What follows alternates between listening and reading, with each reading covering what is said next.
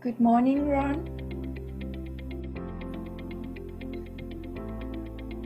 Morning, how are you? Or good afternoon, sorry. It's morning here, yes. Afternoon for you. Morning to you. Okay. Bit of a mad scramble this morning.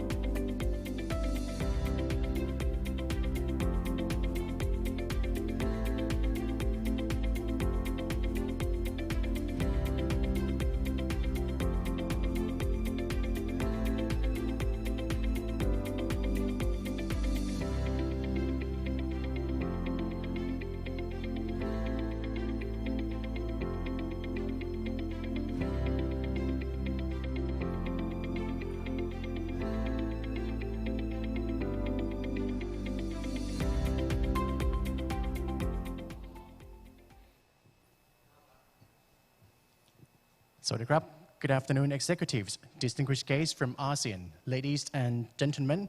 My name is Artit, and it's a pleasure to be a master of ceremony for today's program and to officially welcome you to the 11th ASEAN Science, Technology and Innovation Week, or ASTIW, Feeding the World Sustainably Through Partnership in Science, Technology and Innovation, which we had the opening ceremony this morning. Before we now proceed further to the afternoon session, where we'll be focusing on the ASEAN food system and its challenges after COVID-19 pandemic. Zooming in and join the sessions by many honorable speakers from ASEAN member states and the UK.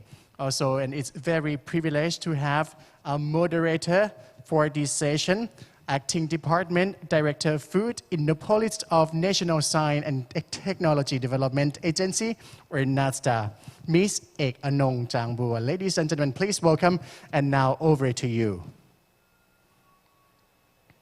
Thank you very much. So good afternoon, distinguished guests, ladies and gentlemen. Welcome all the participants and also our speakers. We are about to begin, so I'm not sure whether how many on ground and how many on site. I mean online. So could you please turn off your mobile phone and switch off your notification in the computer and to the silent mode so that we have the smooth running of the today event. So may I introduce myself again? My name is Ek Anong Changbua. I'm Acting Department Director of Food Innopolis of National Science and Technology Development Agency, and also your moderator for this session. So it is my pleasure to welcome you all here today and appreciate your attentions and joining us for the session today, Foresight for ASEAN Food System after COVID-19 pandemic. So in this session, we will have 5 distinguished speakers who will share their knowledge on ASEAN food system. But first of all, may I welcome Mr. Sayan, who will give the opening remarks for this session. Mr. Sayan is the Deputy Governor of Research and Development Group for Bioindustry of Thailand Institute of Science and Technology Research, or TISTA, and also he's the Thailand Focal Point on ASEAN Subcommittee on Food Science and Technologies. So please, Mr. Sayan. Thank you, Dr. Ek Anong. Dr. Akrawit Kanchana Opad, Vice President of NASDA and CEO of Food Innopolis. Distinguished guests and speakers, ladies and gentlemen, it is obviously COVID-19 caused dramatically increase the number of people facing severe food insecurity worldwide. This pandemic impacts entire global food securities and global food supply chain, including affecting vulnerable countries in ASEAN. The impact deems a long-lasting consequence, and we expect it to continue to 2021 and into 2022. COVID-19 could reduce people's income and disrupt supply chains in our regions seriously. Challenges and solutions of price and availability of food and agricultural produce in our region depending on the duration of the pandemic and the severity of the measures adopted by each ASEAN state member. Therefore, it is necessary for us to work together to ensure food security, food safety, and food nutrition to meet food consumption necessary and requirement within our region during and after this pandemic. We now join here together to highlight the ways and the means to apply science, technology, and innovation to mitigate adverse impact of COVID-19, as we have common goals to increase food production and ensure food securities for our regions.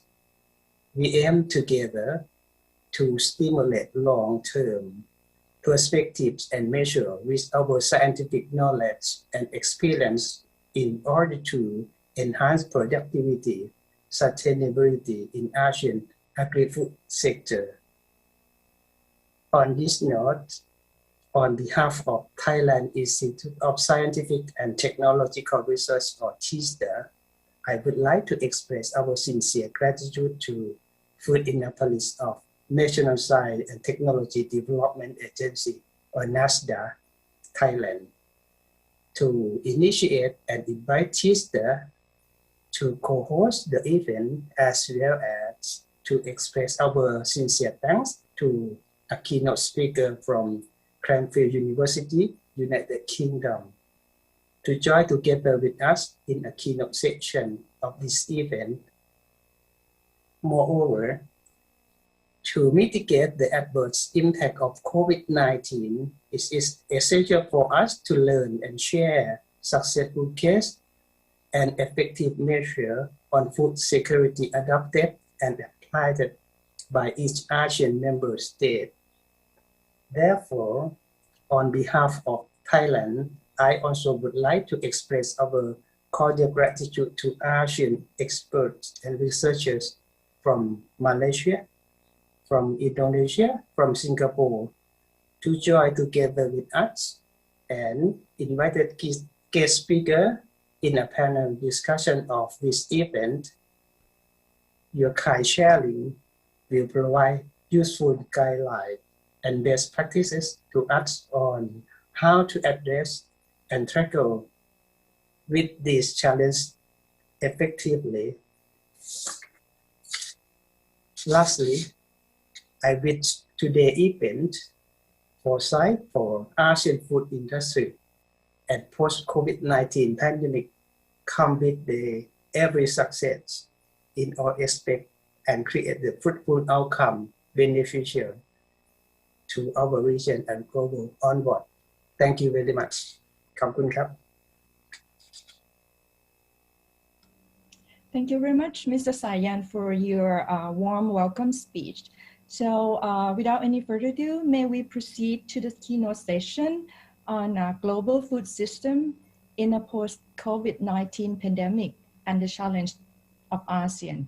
We are very honored today to have with us Professor Ronald Corsten from Cranfield University. He is an expert in environmental data science and also head of a Center for Environmental and Agricultural Information, Cranfield Universities. And he also has been working with Food Innopolis in a project, Foresight for Food. And we are very honored to have him with us, and it's very early morning in the UK. So now the floor is yours, Ron. Thank you so much. And yes, good afternoon, everybody. It is good morning here. I must apologize too a bit. If you hear doors slamming, that's the children leaving for school this morning. It is my honor to be here. It is a real pleasure to be able to speak to you all. It is a shame we have to do it over Zoom. That's one of the first impacts of COVID, is that we're doing it via Zoom rather than in person. But it's still good that we are talking and that we are communicating in this way. I am now going to share my screen so I can start my presentation. Let me know if things go wrong.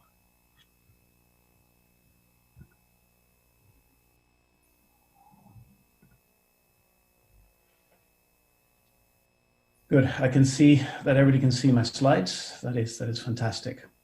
So I'm going to talk to you this afternoon for you, this morning for me, about the food systems and the food supply systems. And I'm going to present a picture of the pressures and various forces that are on our food supply system and always have been, and how these have changed due to COVID. But I also hope to kind of supply some tools, some insights as to how we might mitigate these and how we're going to move forward. And also to kind of recognize that there are things that haven't changed. And so the pre-COVID world is still with us. It has changed in certain ways, but not in others.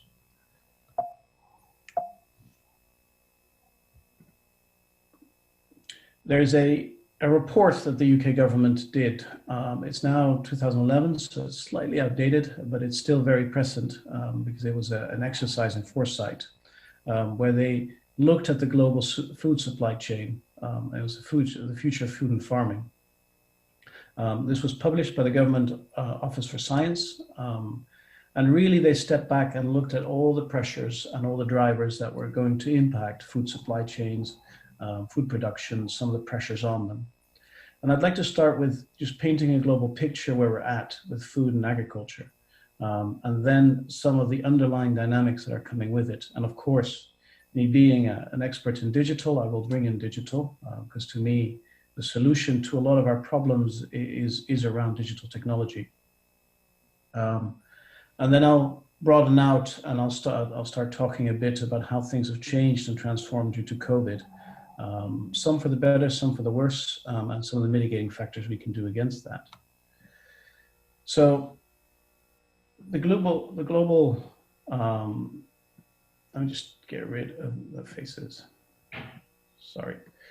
The global food system will experience an unprecedented confluence pressure over the next 40 years. So the next 40 years, now we're 30 years in, there's going to be both a change in demand and a change in production that will place very particular pressures on the entire food supply system. We know the global population size will increase from nearly 7 billion to 8 billion by 2030, so we're not far off.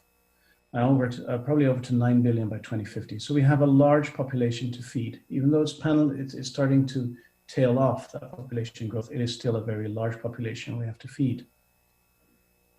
And as well, at the same time, a lot of societies are becoming more affluent, diets are changing, and so the demand and requirement on the food will be a more varied, high-quality diet. It is unlikely that people will be eating a particular staple food like rice 3 times a day, the entire day. The staple foods will remain key, but there'll be this demand for a much wider, high-quality diet. On the production side, which is where a lot of the pressures sit, and we see that in the UK at the moment. There's a competition for land, water, and energy, and the effects of climate change will become increasingly more important. Particularly in the UK, we're starting to see there's a real conflict between the need for biofuel under the net zero agenda, and that biofuel is starting to displace some of our food production. As a consequence, the food production is being produced elsewhere in the world, competing again with local interests. So you have these big global pressures. They're starting to influence how local production happens.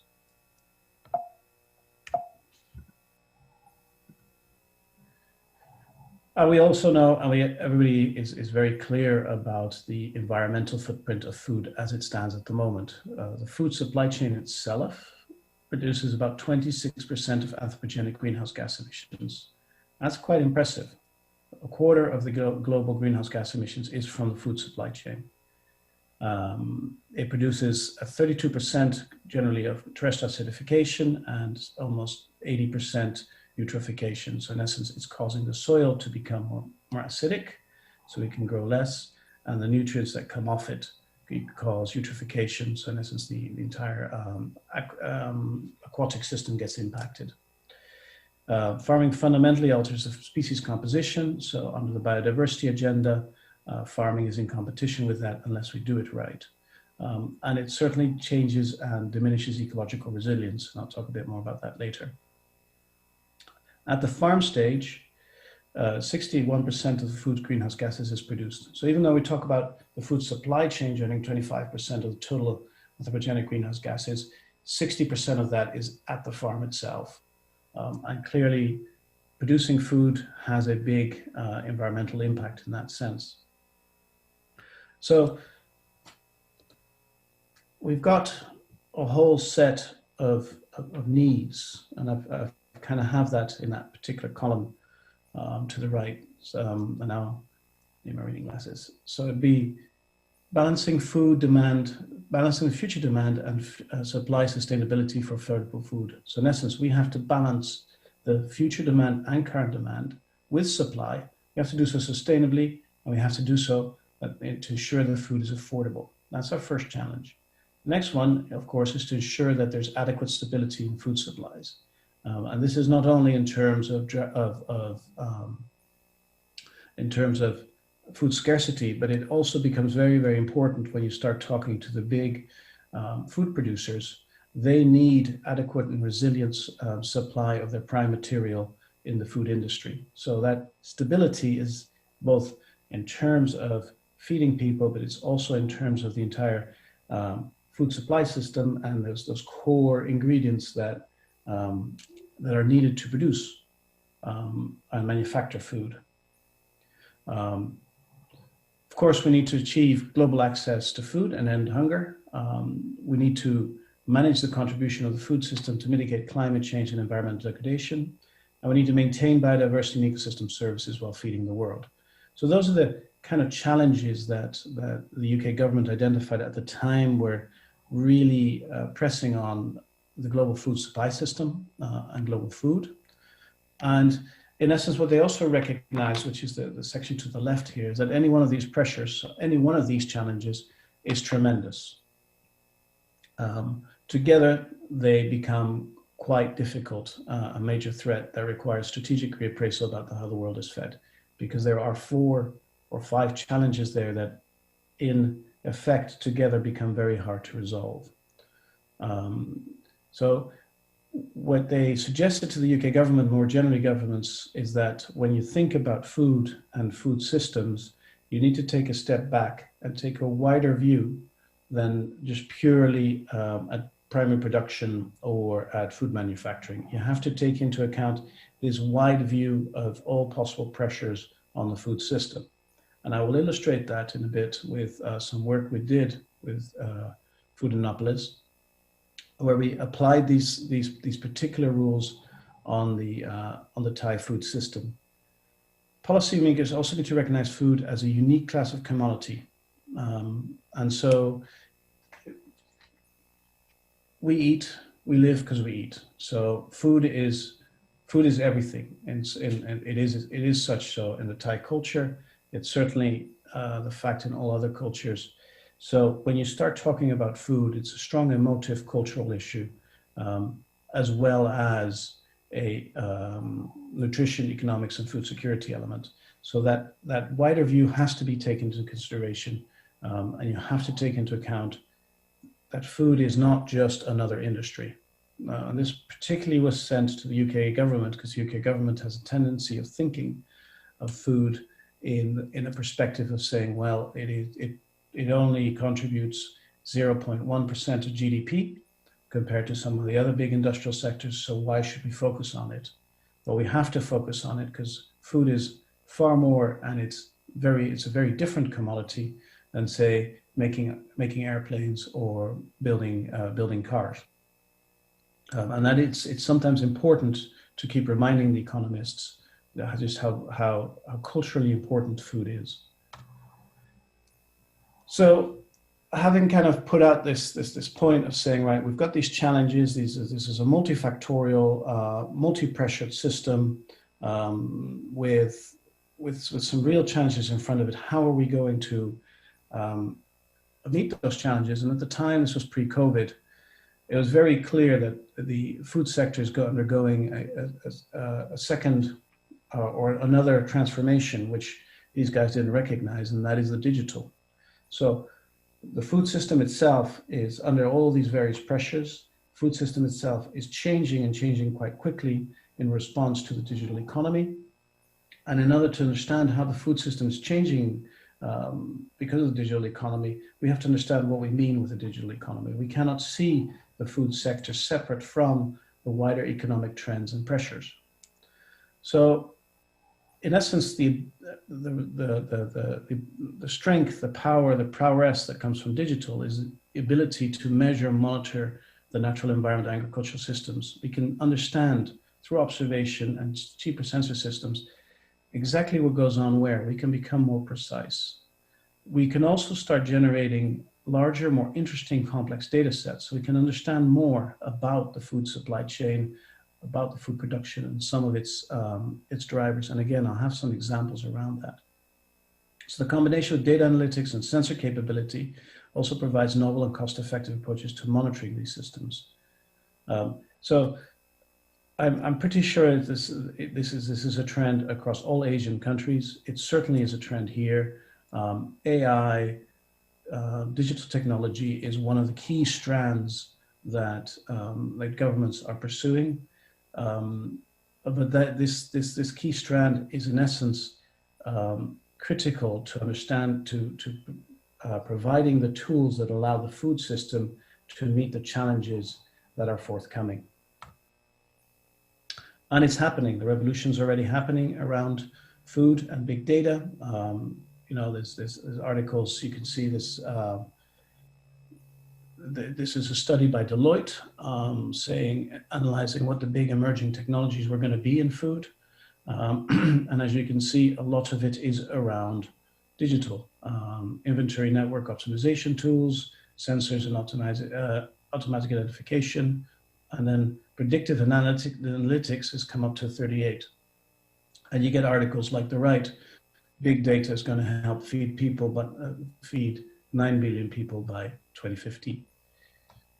And you get companies like, we worked with them, that's Microsoft, who traditionally were not active in the food system at all, are starting to develop platforms, corporate platforms, business-derived platforms to help farmers and to help the food system. Basically, they see in the entire food sector and how it's digital, they see business opportunity to start supplying key tools for decision-making in the food system. So clearly, it is changing. Clearly, there are big players coming into the food system and thinking very hard around food. And these are going to be the tools that I'll describe in a bit, how we can manage and basically address some of our challenges. So what do we mean with digital? And what we mean with economy 4.0? So we step back a minute, really what we mean with economy 4.0 is we've gone through a set of what we call industrial revolutions. The first one was around mechanization, starting to do things with machinery. The second one was around mass production. And in the array I have at the top, that is basically the economy in general, and the array I have at the bottom is the equivalent in agriculture. And what I'm trying to describe here is how agricultural production through the ages has mirrored and basically fit in exactly in the various economic developments that happened. So mass production of food, mass production of the mass production process resulted in mass production factories of food, things like our Kellogg's and whatnot. We normalized things and we started producing similar food all the time. Robotization, that's economy 3.0. Again, that came into the factories, and sure enough, very quickly, we had various autonomous systems. We are still developing new autonomous systems in agriculture. Then the final one is the digital. Well, digital or economy 4.0 isn't quite sensors and robotics. That sits more in economy 3.0. What the digital is about is connecting data sets. It's where in essence, the digital and the real are irretrievably melded. So where you are connecting data sets, information in this digital world. And another way of thinking about it, which when I started thinking about it, it just really struck me, is that it's not about stuff. It's about that information connection and then connecting systems. So digital economy is strong in Europe. It'll continue to grow. It'll continue to very much, it's grown even more because of COVID. And it'll continue to very much affect how we do things. But if you think about it, you know, the big names we associate with digital actually have no physical entities. So Uber, for instance, the largest taxi company, owns no vehicles. Facebook, the world's most popular media owner, creates no content. Alibaba, well, used to be the world's most valuable retailer, has no inventory. And Airbnb, the world's largest accommodation provider, owns no real estate. So all these big brands, what they're doing is in essence connecting where there is resource and where there is gap in the market, and they move into that. And that's what these platforms are about. And in essence, it's about deriving meaning from information, information from data, and data from everywhere all the time.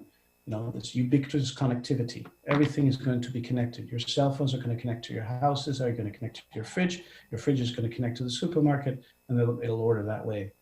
And so in essence, it's businesses, people, devices, processes will all be connected seamlessly. And this will pave the way for the ultimate lean enterprise. So in essence, as things connect, it makes things more efficient.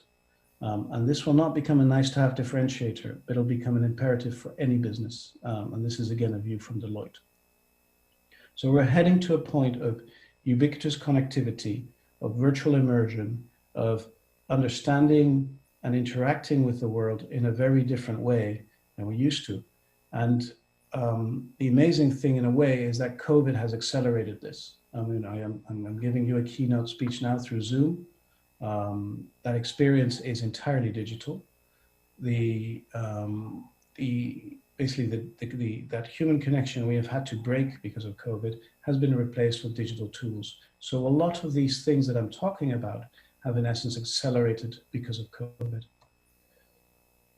So what are some of the transformational drivers in agri-food as I see them? So this is one of my views, right, of having been and spoken to many companies and governments and whatnot. Some of these are drivers that have always been part of agri-food. Some of these are new. We know that health-related elements in food are important. This goes from food security, so in essence, I need to feed my family, to food quality, to food epidemiology. Traditionally, health was associated to food security and food epidemiology, in essence, ensuring that it's safe, secure food supplied to the population. Increasingly, food quality has become more and more important, where people are very interested in not just the nutritional value or the calories that are obtained with a particular bit of food, but they're interested in the health benefits of procuring or consuming a particular bit of food. So in that rank order, food quality has become far, far more important. Food security, food epidemiology are often now taken as a given. And probably one of the big drivers in talking to the big corporates here, the Unilevers, the PepsiCos and whatnot, is that continual drive for healthy food. And that, of course, maps very much onto consumer values. And consumer values have changed. Again, it's gone from what historically was price and reliance, so I can have cheap, safe, secure food, has very much transformed now into elements around personal health. Transparency has become quite important. Is this bit of tuna that I'm eating sustainably fished using line fish, and how can I guarantee that? As environmental elements become even stronger, then those components will become more important. So for instance, if I'm going to eat a piece of beef, how do I ensure that this beef has been made in such a way, or this cow has been handled in such a way to minimize greenhouse gases? And then the element of authenticity, which is key in Asian countries. It's key in European countries too. Is this truly authentic Thai food, or is it truly authentic for a particular region, particular area? So that distinguishing factor, that distinguishing cultural element is becoming stronger and stronger. I've spoken quite a lot about sustainability, things like the circular economy, carbon neutral, low intensity. So in essence, food supply chain, we often when we talk about food supply chain, from farm to fork, and we think about it from farm to fork, but that's not very circular, because in essence, we produce it at the farm and we consume it. And at that point in time, we lose all interest in the food system. When in effect, if we want to become more sustainable, we have to reintroduce elements of the circular economy. So we have to start thinking about how to go from the fork back to the farm. Carbon neutrality, with COP coming up, the UK net zero. At the moment, the UK government policy is what they call net zero plus. Their entire innovation strategy is around how to achieve what they didn't denote as net zero plus. So how can we get an economy that is not producing greenhouse gases, net zero? And then the plus is about how do we then ensure that biodiversity, that this does not basically shift other productions adversely. And of course, low intensity. Can we start producing food without the massive imprint and footprint it has at the moment? And that again is a challenge, particularly a challenge if you combine it with the net zero plus agenda, which will cause a lot of the landscape to move into biofuel production.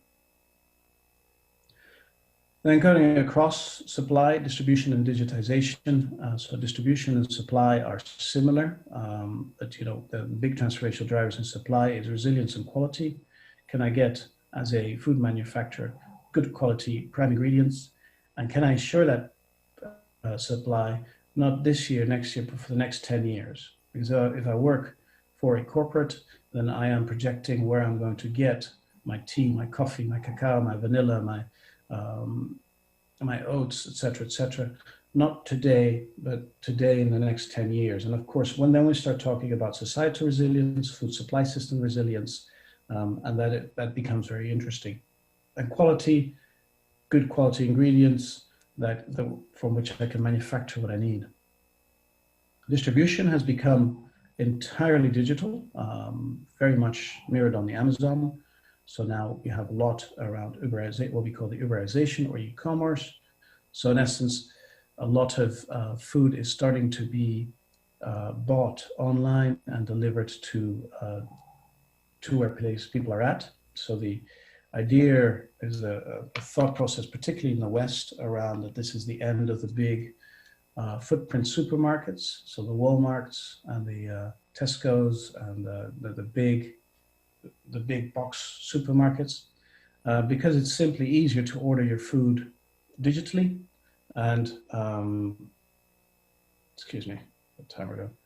to order your food digitally, but it also means you can be more precise in how you order your food. So you go towards more of an Amazonification or Uberization of distribution. And the same thing's happening on the farm supply side.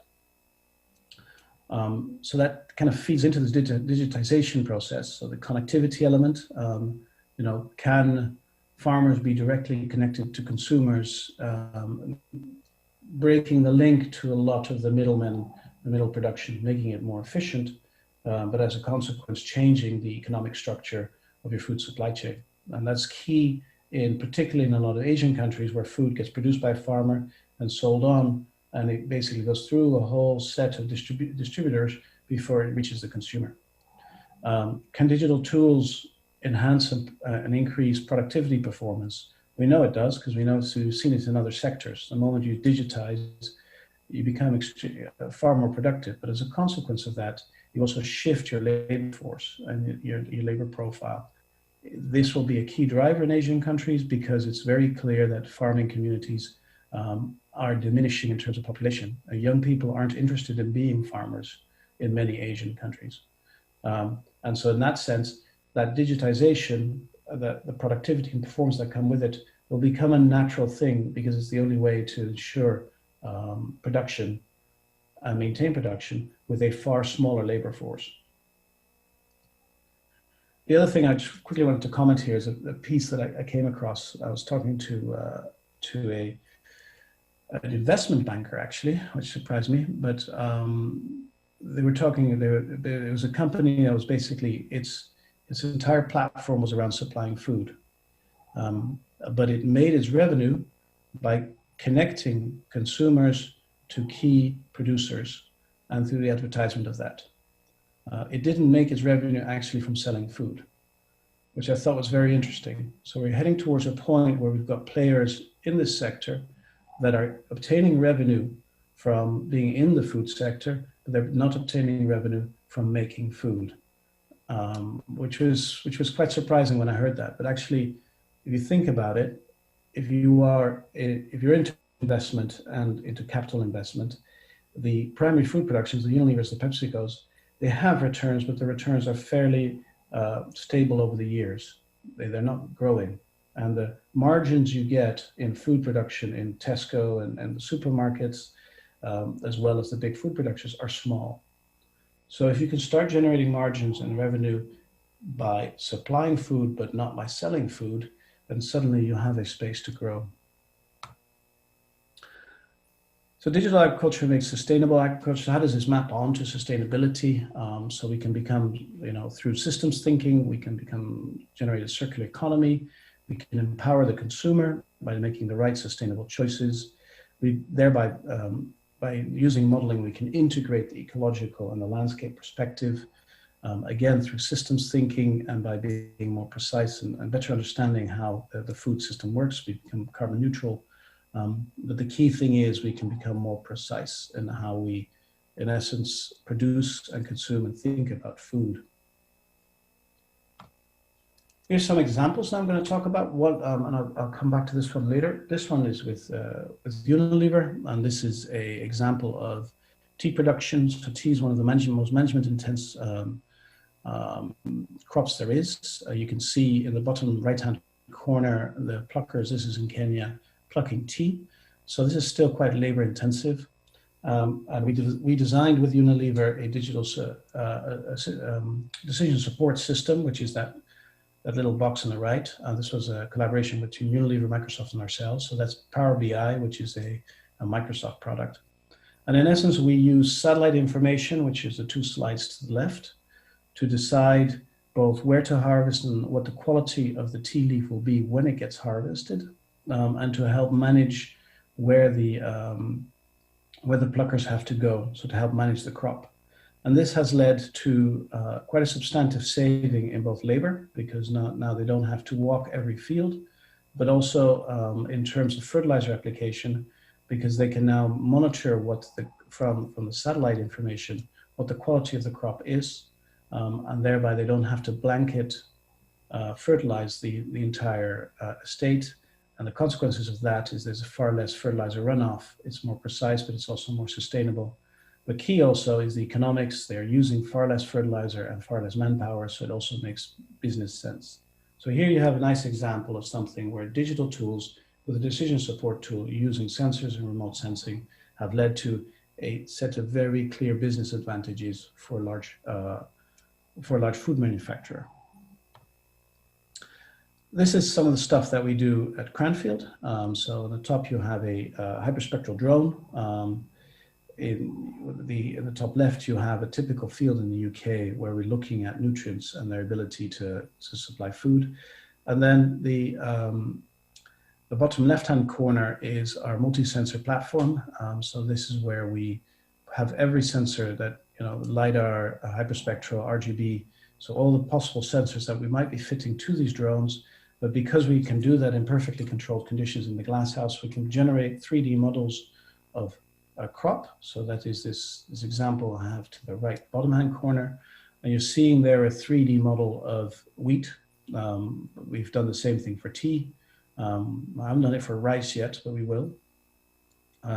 And because we have a 3D model of the crop, we can understand how the crop develops. But we can also start thinking about things like pesticide and insecticide spray application and how to place that far more precisely on the crop than we currently blankly do. And again, at that point in time, we're making farming far more sustainable and addressing some of these big challenges that I pointed out early on. So how does this then work in a global wider setting? I've given you an example of Kenya. I'm now going to give you 3 examples of some work we've been doing in Asia.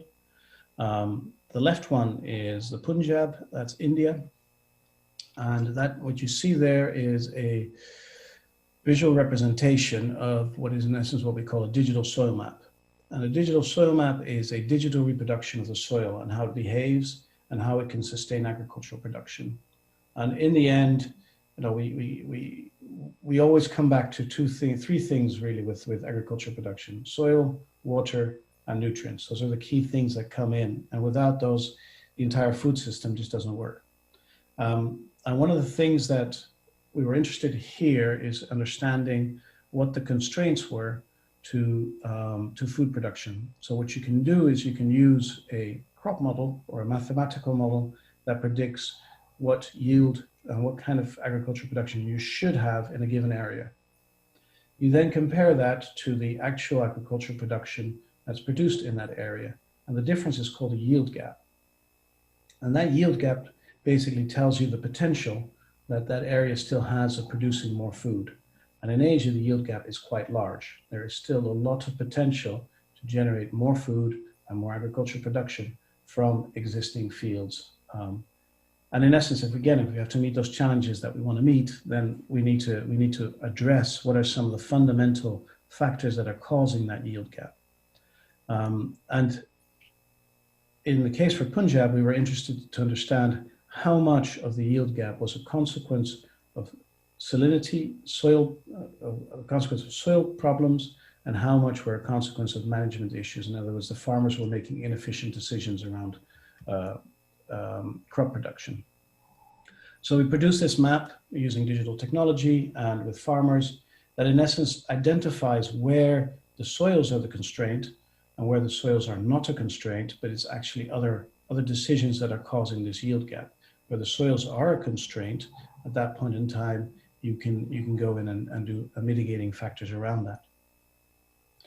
This digital soil mapping exercise caught attention in various bits. So the slide, the panel in the middle is me being an easy mod in Nepal prior to COVID. As you can see, there was no 2 meter separation. But this was basically where we ran a big workshop, particularly with the local, regional, and national agencies to technically develop them in digital tools and particularly digital soil mapping. So how do you generate these digital versions of spatial representation of your food supply system or your food system? And this was a week-long workshop to start giving them the expertise to do what we did in the Punjab on the left. The final example I want to give is in Bangladesh, which is to the right. This was a project, example I have is Bangladesh, but the project actually was the Philippines, the Bangladesh, and Myanmar.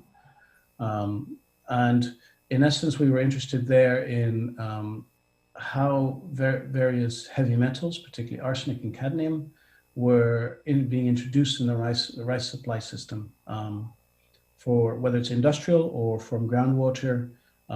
You get heavy metals that come up in the water. That water is used to irrigate the rice, and the rice then basically absorbs it, and it then contaminates the food supply system. That rice cannot be sold internationally, which of course is concerning, but it's also a food quality issue for the people consuming it.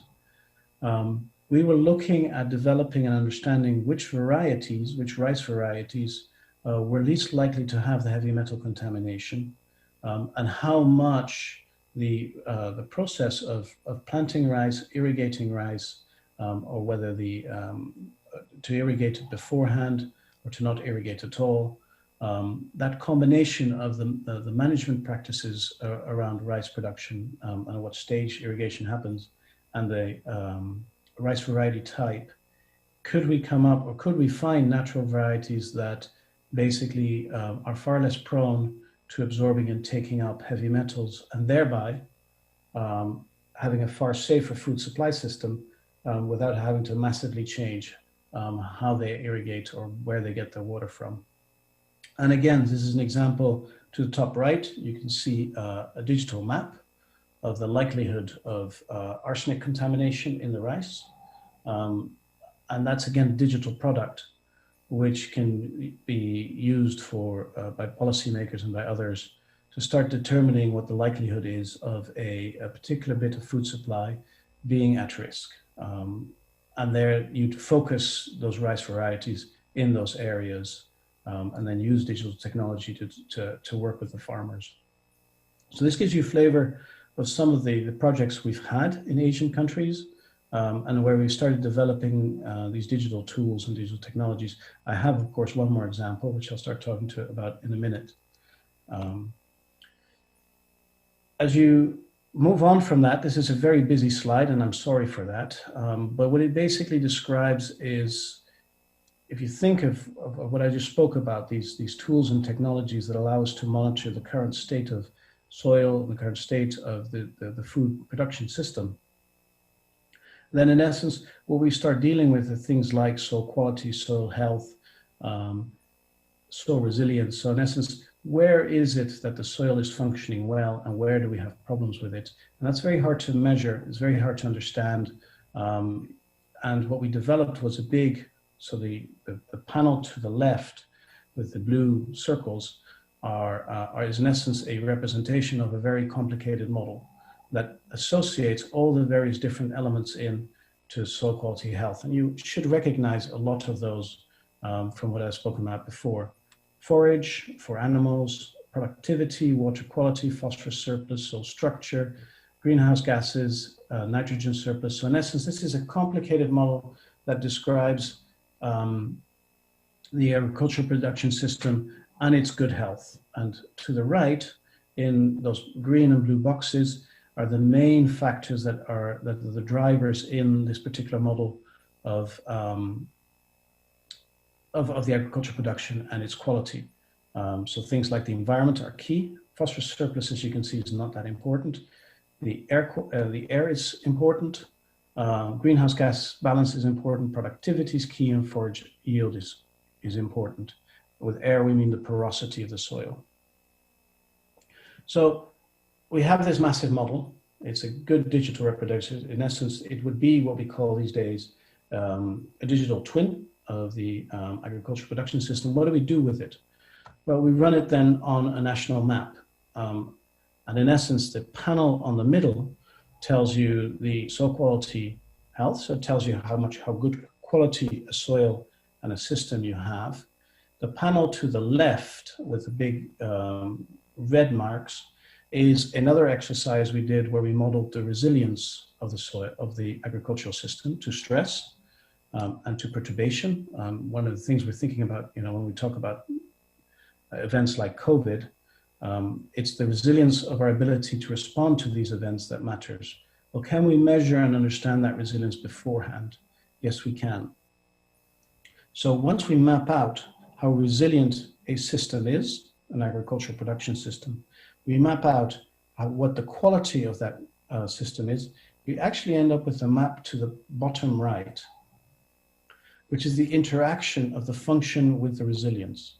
And what I mean to say there is that basically, and it's best described by the table on the bottom left, that if you have good land quality, good agricultural production quality, and you know it's resilient, then you don't have to worry about it, because in essence, it's in the state that you want it to be in.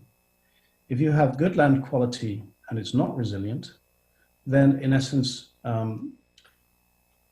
you can improve it, but you have to keep an eye on it. If you have marginal land quality, this is poor production systems, or poor agricultural systems, however, they're very resilient in the sense that it's very unlikely that, or it takes a lot of effort to change it.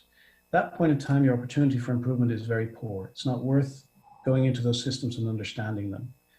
The ones that are worth focusing on are the marginal. In other words, agricultural production is poor, but they're not very resilient.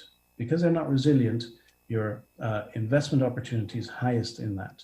So by mapping the resilience on the quality of the land and the quality of the agricultural production, and you can do exactly the same thing if you think of manufacturing and food production, you can say, right, if I've got a company and that company is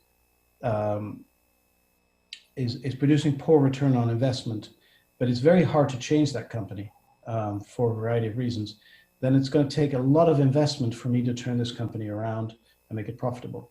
If on the other hand, I have a company which is open for change, it's open to understanding for change, and but it's marginally producing, that's the company that's worth best investment.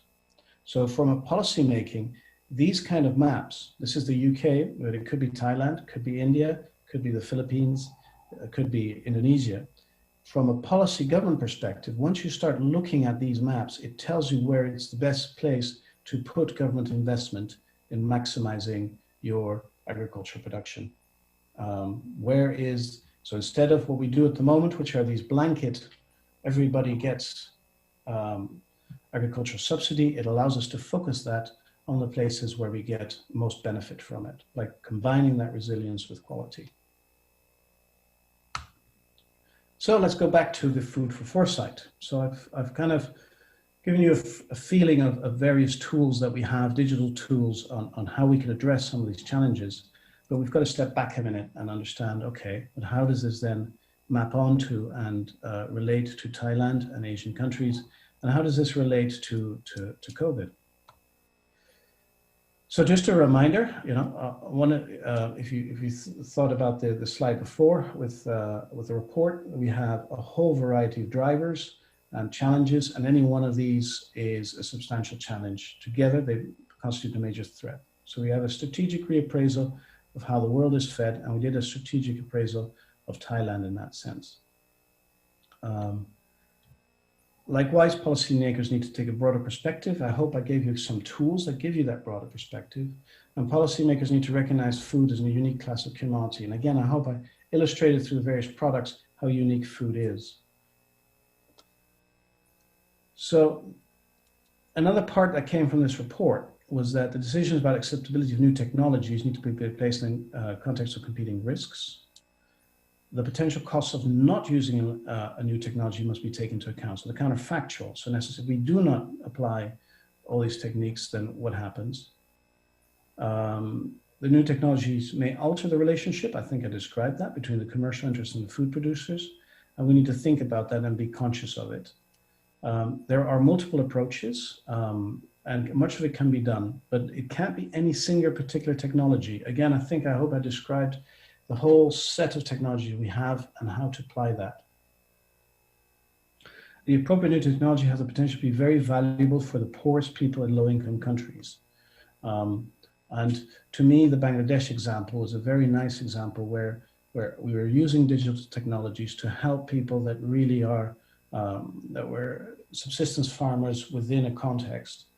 And it's important to incorporate beneficiaries at all stages of the development process.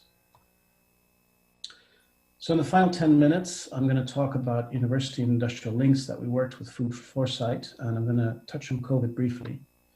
So we ran a set of workshops around these large questions, and we tried to apply them within the Thai context. And there you see some of the Cranfield colleagues with Fundidinopolis colleagues going through an exercise of foresight. The first step was horizon scanning. That's basically is a desk-based research to identify issues, debate issues, and prioritize key drivers of change. So that's where I keep coming back to these key drivers of change. Next step is visioning. What are we intending to do and how are we intending to do that? Agree common goals. Then the step beyond that is road mapping. Where do we get what do we need to do to get to those goals? What actions are needed to identify to achieve the vision? Produce a timeline for the actions, identify the barriers or enablers to get there, and examine the resource and evidence needs. And then, of course, at the end, there's a critical examination of the roadmap. Can we actually do it? And can we actually reach where we need to be? And so we went through this exercise with colleagues in Fundidinopolis, and we did food foresight for Thailand. And in essence, you know, the mission was that the Thai food industry becomes a world leader, smart, sustainable food production for global health and well-being. The other mission was to strengthen and elevate national capability of Thai food industry by empowering the Thai food sector with smart and sustainable tools and resources. I hope the stuff I've said before is now starting to make sense, because a lot of elements in here are elements I've already discussed. Smart and sustainable food production, tools and resources. And so these are some of the things that we brought forward. We did a roadmap, and here's a screenshot from that roadmap. So the trends are, in essence, and this was pre-COVID, is the Asian cuisine uses local recipes, local wisdom. There is a religious element, logistics. The demographics are changing. I illustrate that. The future proteins is another thing that's changing a lot in the UK too. Unilever's decided to become a plant-based company, and food tech and how that changes.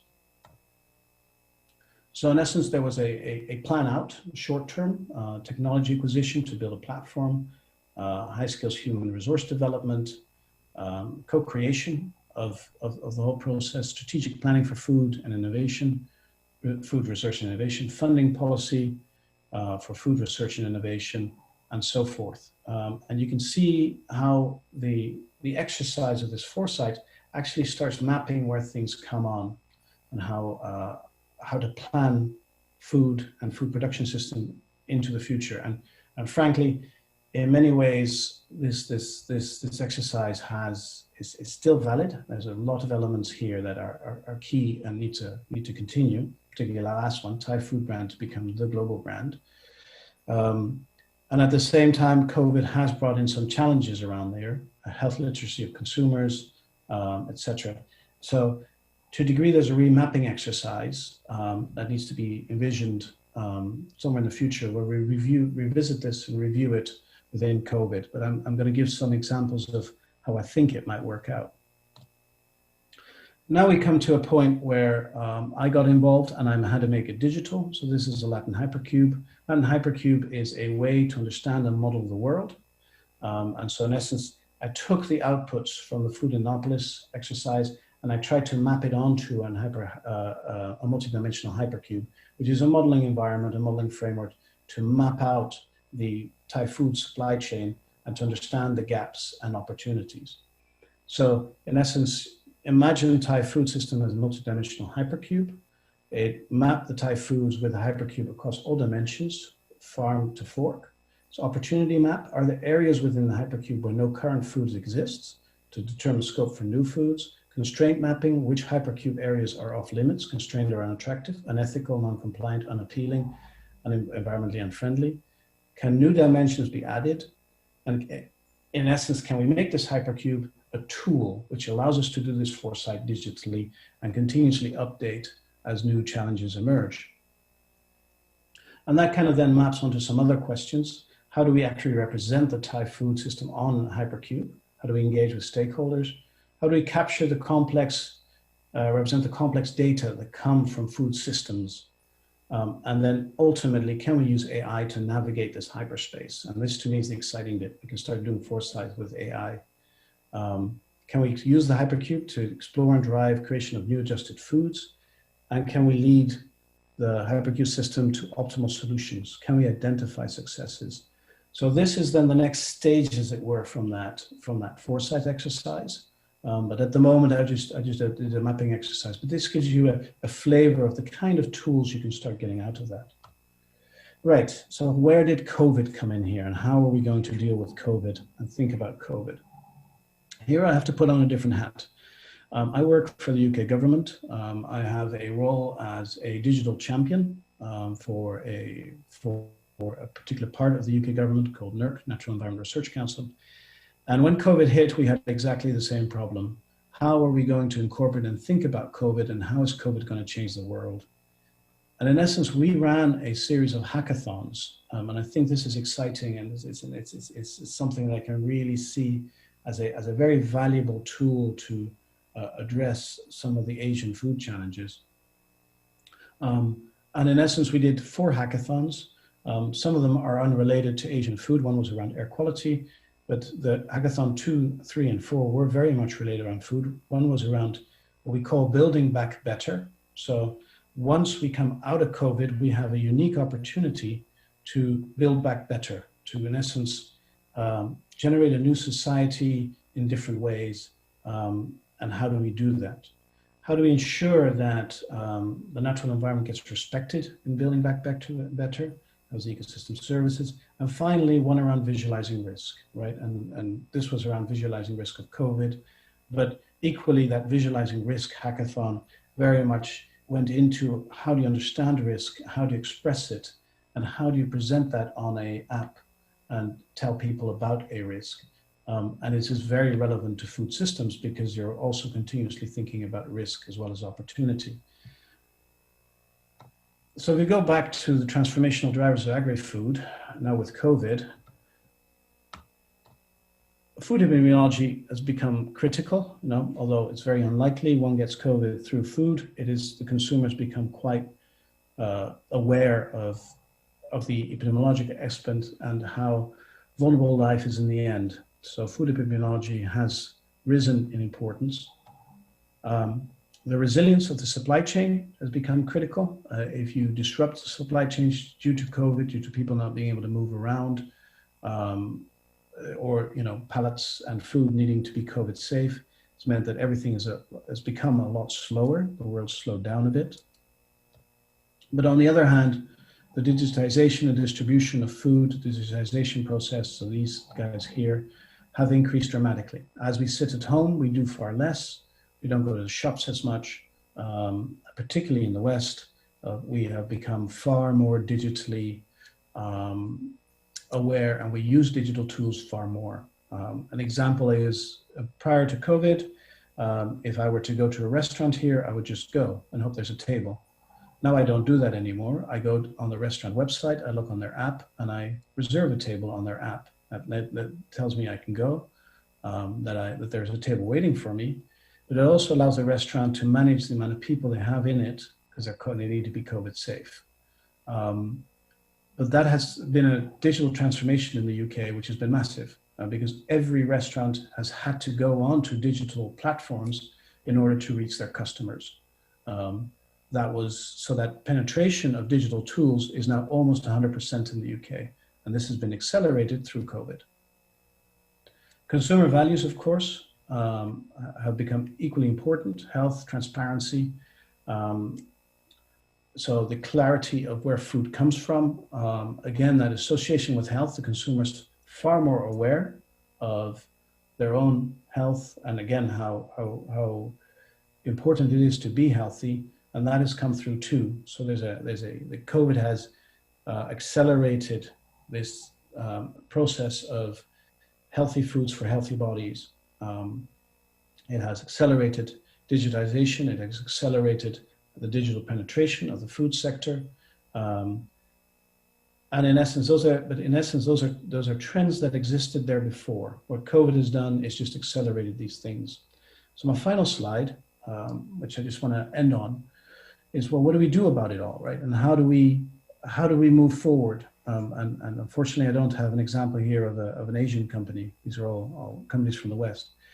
But to my mind, the future of farming and the future of food production, sustainable food production across Asia and Asian countries, is to continue building on these industry research, academic research partnerships. So here we have some examples of work that Cranfield has done with various partners. So there's Unilever that I already gave an example around tea production. There is an example we did with PepsiCo around optimizing oat production, because in muesli and in most mueslis is oat. So oats are actually becoming quite important. So we produced this similar decision support tool for tea, we produced for oats, allowing farmers to plant oats at the right time. And we have a decision support tool like that for rice, and understanding how rice produces and how rice is developed. The example in the bottom is the most exciting one. It's one we're working with Boeing, and we're trying to understand how to produce green jet fuel. So how to basically decarbonize the aviation. If you think of decarbonizing society, we can imagine decarbonizing cars, putting batteries in cars. We can imagine decarbonizing various other bits, but an airplane, the power platform for an airplane just doesn't exist. So the only way we're going to do that is inventing a green fuel. And we're developing what we called, what is in essence mixed cropping, where we're mixing food with biofuel on the same plot, so they don't compete. But if we want to meet these challenges as we move forward, and the example to the right is a biodiversity map, which we produced with two big environmental consultancies, Mott MacDonald and AECOM. But I guess my take-home message is, as we move forward out of COVID, certain trends have certainly accelerated: the digitization, the health element. The underlying pressures remain around population, around sustainability, climate change. And really, it is in that partnership between industry and academia, between governments, industry and academia, where we'll find those solutions. And we'll do that by tackling real world problems, and really trying to address these real world problems and developing these real world solutions. The example of Unilever, in essence, their tea production is now about 60 to 70% more sustainable than it was. The ASTIW-II, everything is more reliable. It's more, it's in essence, we've introduced resilience in the oil production. And with Boeing, we're working on the future of aviation. So these are really exciting spaces to be in. And on that, thank you very much. And I'm 2 minutes over time, I'm sorry. No problem, Ron. Thank you very much for your wonderful keynote speech. And it gives us a lot of food for thought, and also it's very comprehensive talk and enlightened. So you start with pointing out the drivers and also come back to the drivers again at the end, and how these drivers been addressed to moving forward in this post-pandemic. So I think there's a lot more for us to taking care according to food system. You highlight at the beginning that we need to take a step back and look at it from a wider perspective. And also it is now in the era that digital revolutions come in, and whether or not we are ready yet, but COVID has accelerated us in this recent years. So thank you very much for your talk, and also we would very much appreciate you stay with us until the end of the session so that we can have some minutes to exchange thoughts among the panelists. So without any further ado, may I proceed to the next panel discussion on navigating the features of ASEAN food system and agriculture in food industry. We have Professor Paul Tang from Nanyang Technical University, Singapore. Professor Tang is currently the MD of National Institute of Education International in Singapore. And also he's senior advisors to ASTAR in agri-food.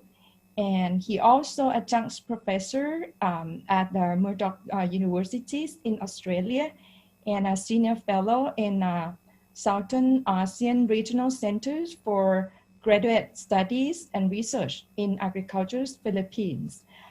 Professor Tang is very much experienced in food securities, agriculture, and biotechnology innovation and entrepreneurship and sustainable development. So now the screen is yours, Professor Tang.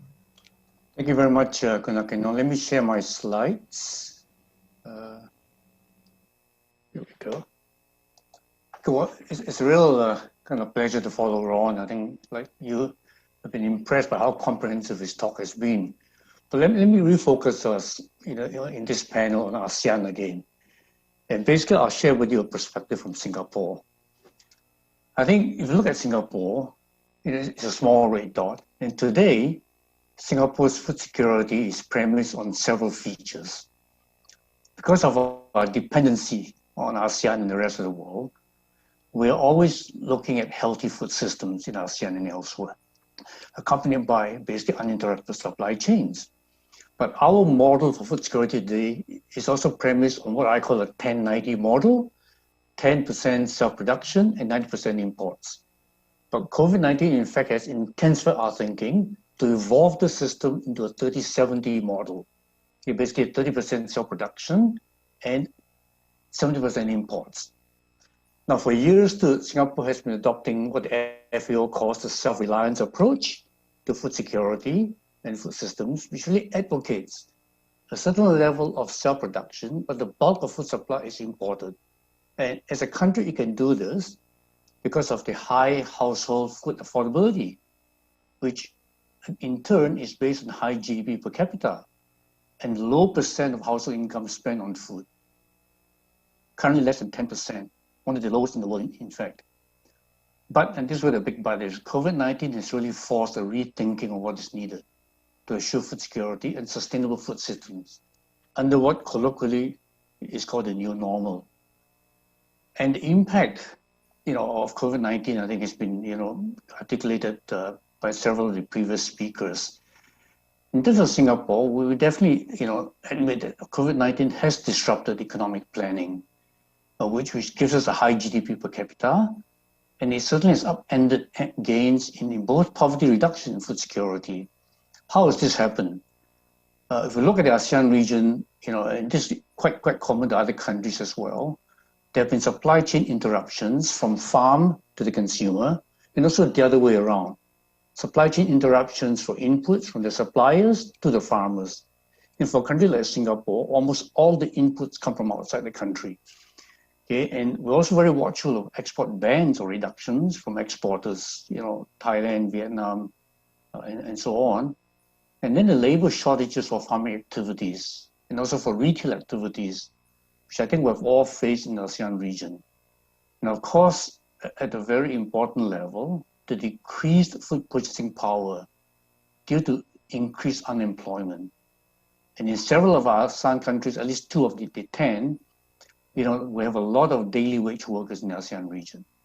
Surprisingly, even in Singapore. And of course, this has led to an increase in hunger and food insecurity, as was mentioned previously by another speaker. Now let me again refocus on the Singapore perspective. We do have a 30 by 30 aspiration for our food systems moving towards 2030. Okay? And this 30 by 30 is premised, as I said earlier, on the 30 to 70 model. Now, what do we mean by this 30% self-production? Okay? COVID-19 has really increased the focus on local production, even though it's a small country. And the aspiration is really to produce 30% of Singapore's nutrition needs by 2030, comprising vegetables and fruits and 10% protein. In fact, there's an aspiration to make Singapore the center of alternative protein for Asia itself. Okay? And there's lots of questions being asked as to whether that's achievable. Now, the 30 by 30 was announced in March 2019, prior to the real onset of COVID-19 effects. But it's been supported subsequently by quite a few policy initiatives, and I'll give a few more details on that later. Something we call the Singapore Food Story, which is a research and development investment for innovating the agri-food chain.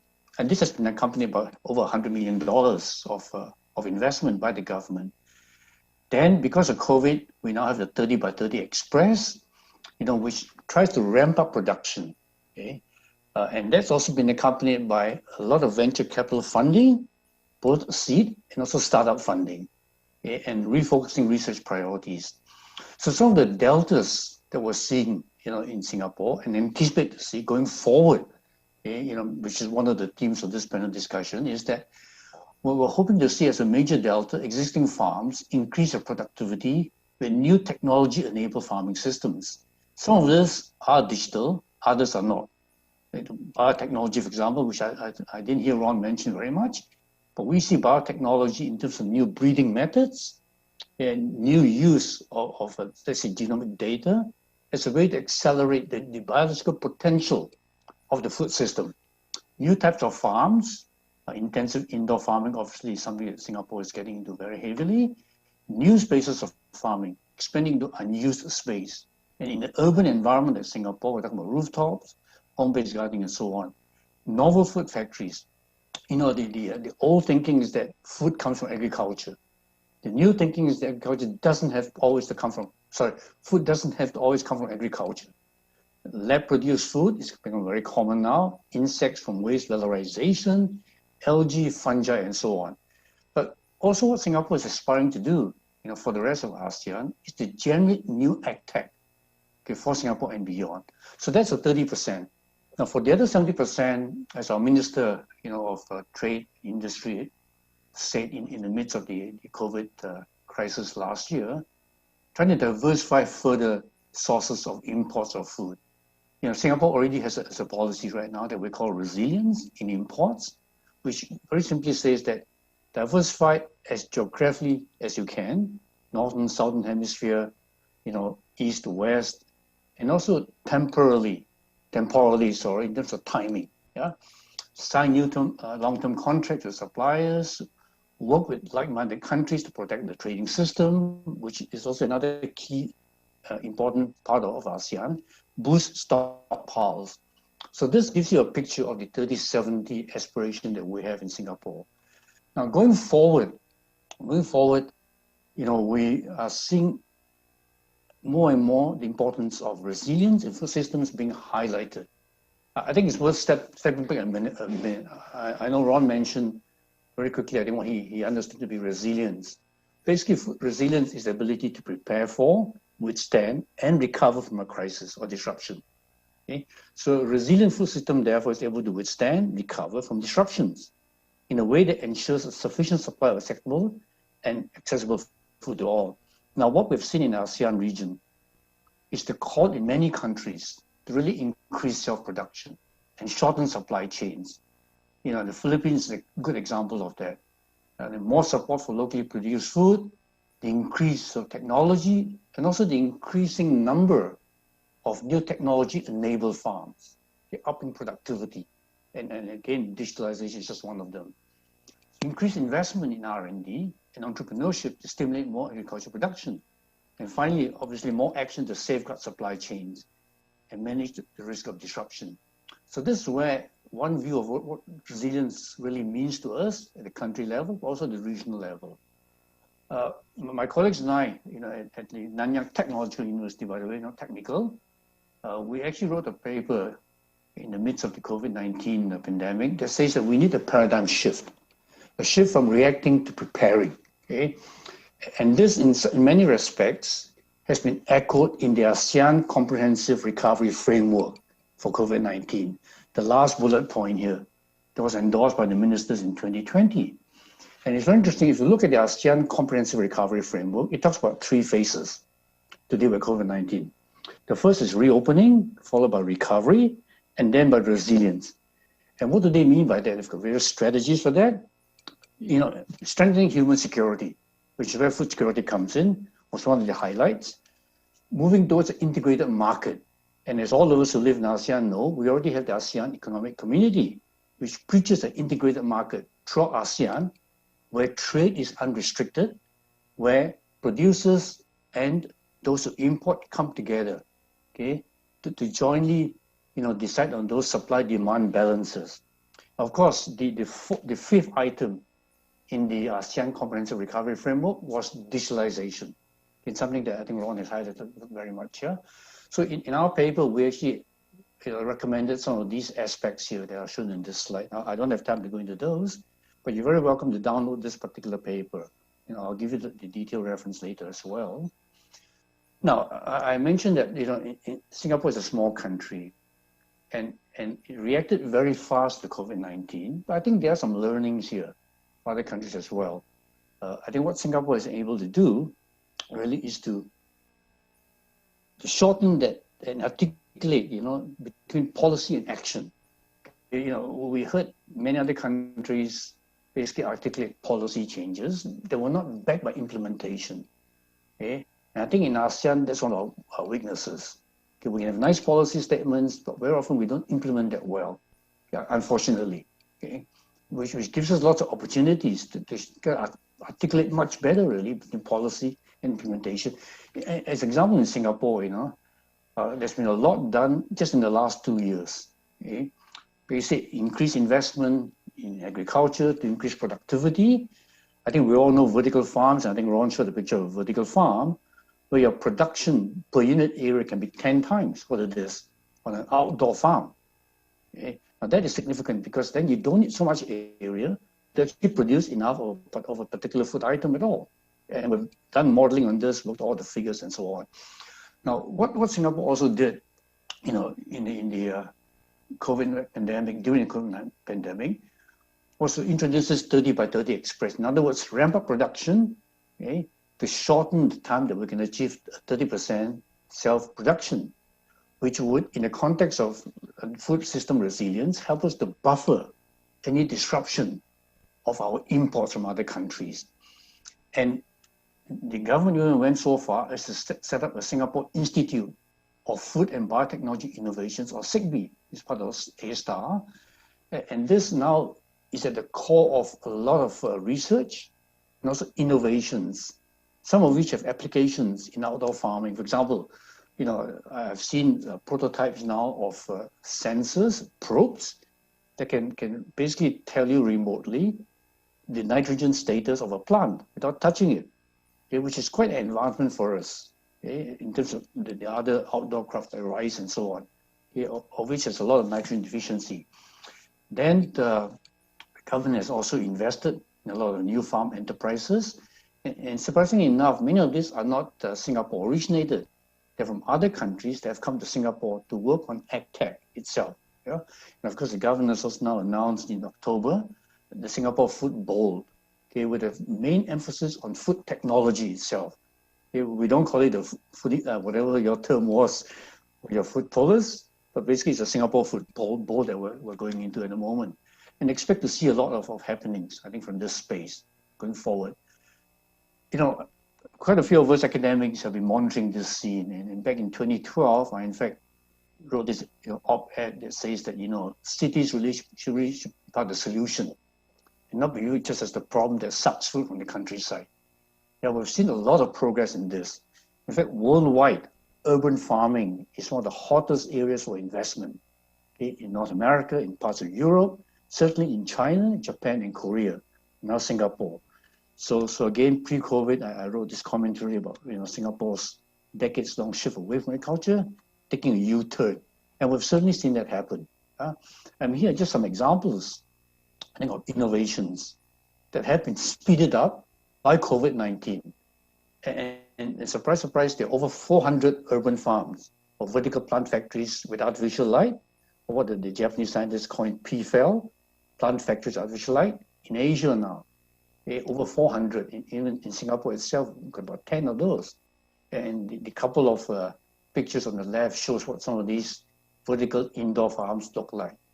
Indoor aquaculture, for example, is the other area that we're seeing lots of progress in, and especially with kind of recirculating aquaculture systems, some of which even use biological filtration, because aeroponics, where you grow vegetables, and fruits like strawberries with no water, no soil.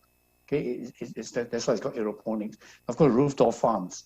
I took this picture when I was visiting Shanghai, where there's a rooftop rice farm that was producing 8 tons per hectare of rice. Okay, incredible, really, but they were doing it. But the question is the economics and whether one wants to do it. Now, of course, I mentioned to novel food, alternative proteins, and Singapore sees itself as being a key leader in this whole area. This is one of the fastest growing areas in the food space. Okay, the global alternative meat market has been estimated by Barclays, as being worth about 1% right now of the meat industry, and estimated to grow to 140 billion by 2029. Okay, so where do we play?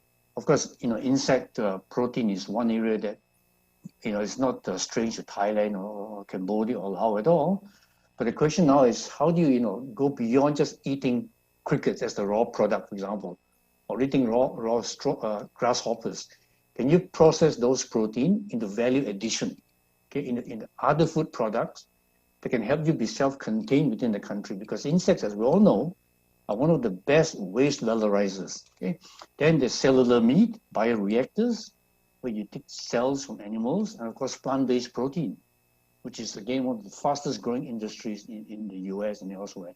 But all of this though requires what we call social licensing. And going forward in the ASEAN region, we're going to see a lot of need to educate consumers. I know it's been mentioned before, but certainly in the area of novel food.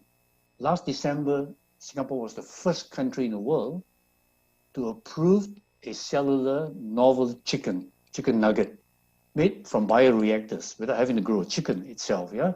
So these are some indications of the future going, which are going to impact ASEAN in the coming years at all. I'm afraid that's all I have time for. And I've got my email at the bottom. In case we don't have enough time for discussion, I'll be very glad to receive questions from anybody who's listening in. And these are some of the recent papers that we've done on COVID-19 and responses. I want to particularly refer you to the third paper that Dr. Fan Schengen and a group of us did basically food system resilience and COVID-19 and the lessons from the Asian experience. And then more recently, a paper that my colleagues and I have just submitted to this series, where we looked very critically and in depth at ASEAN responses to COVID-19 to ensure food security. So with that, thank you very much for listening and look forward to participating in the panel discussion. Thank you. Thank you very much, Professor Tang. Thank you for your perspective on Singapore and food system, particularly the resilience of the food system in Singapore, and also sharing with us the recent policies and action that has been in place in Singapore in increasing production from the self-production in the country from 10% to 30%, and not only the percentage of the production, but you also touch upon particular foods category that's been very much interest in the food industry right now. Thank you very much for that. So now we move on to the second panelist from Indonesia. Please welcome Ms. Dr. Hakiki Melani. She is currently a researcher at the Coordinators of Food Chemistry Research Group, Research Centers for Chemistry in Indonesia Institute of Science. Her expertise is in food science, food chemistry, bioprocess, and food analysis. So she will share with us the COVID in Indonesia and its impact on food research and innovation. Please, Dr. Hakiki. Thank you for the moderator. I would like to share the screen.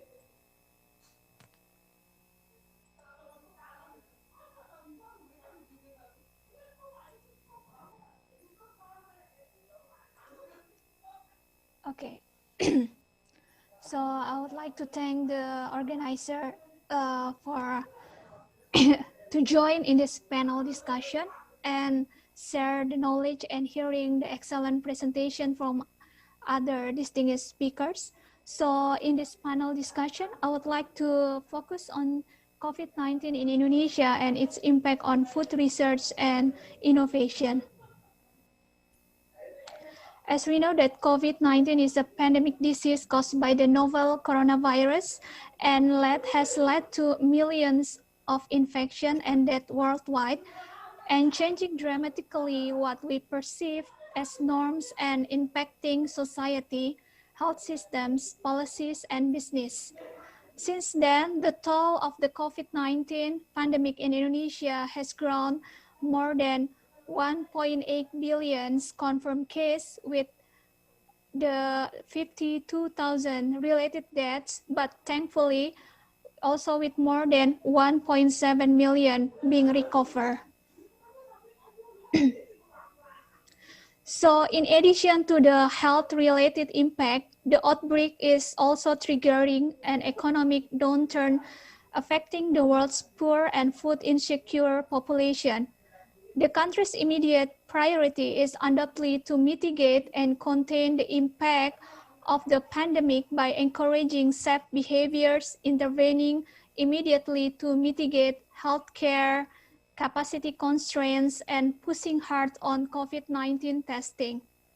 In Indonesia, the government has implemented a large-scale social restriction or PSBB as part of efforts in tackling and curbing the spread of COVID-19.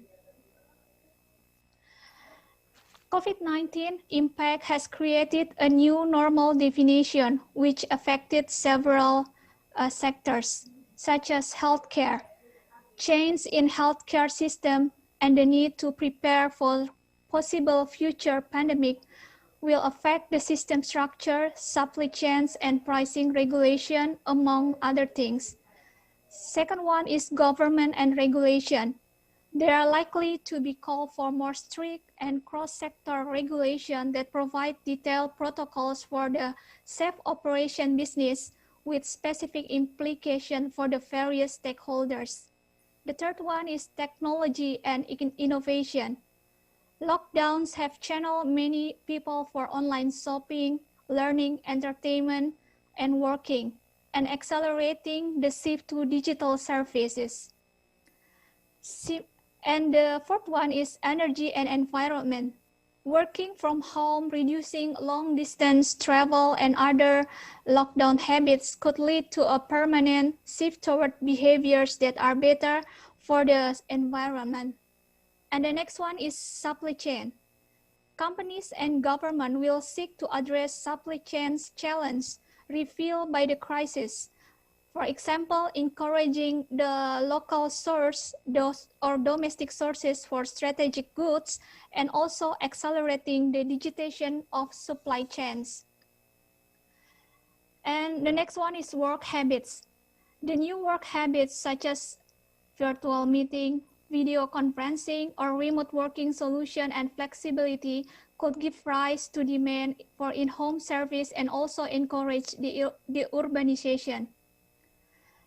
And the impacts in society and consumer. Society response to the pandemic will be shaped according to the demographic.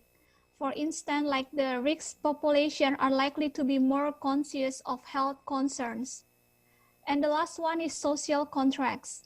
With the development in some markets of tracking apps designed to inhibit the spread of COVID-19, people may be more willing to waive some privacy concerns in exchange for greater health, safety, and comfort guarantees. The quarantine, social distancing, and other preventive measures taken by countries disrupt business processes, supply chains, and distributions, and also affecting economic growth. The spread of the corona pandemic, along with the human health and wealth, also affected the food sector. The lockdowns that restricted non-essential socio-economic activities and movement in order to contain the virus have limited the opportunities to work and earn an income and restricted access to services. This has put pressure on the most vulnerable population to afford basic needs. The decline in household purchasing power due to job loss and income reduction has definitely affected access to food. Therefore, government has created support mechanism for affected business by providing fiscal incentive, maintaining the liquidity of financial system, and also encouraging the domestic consumption and creating a better investment climate. The government has allocated a fiscal package amounting $46.7 billion US. This package is divided into 6 sub-programs, such as for the strengthening of the health sectors and providing social protection for the most vulnerable, and also empowering sectoral and local governments in handling COVID-19, and providing fiscal incentives for business, and empowering small and medium-sized enterprises. And the last one is providing finances for the economic recovery phase. There are 4 significant problems that the food industry and supply chain should be aware in this new era. Firstly, consumers are looking to protect themselves, including their immune system, by adopting healthier diets. The availability of bioactive ingredients of food and healthy foods may become increased, and as the demand of this may increase, and also secondly is the food safety. It's a significant issue to stop the spreading of the virus within stakeholders. And thirdly, food security problems has emerged due to the lockdown of the billion people inside their house. The food system in the period of pandemic is additional issue that the sector should address to restrict relevant crises in the future through the innovation.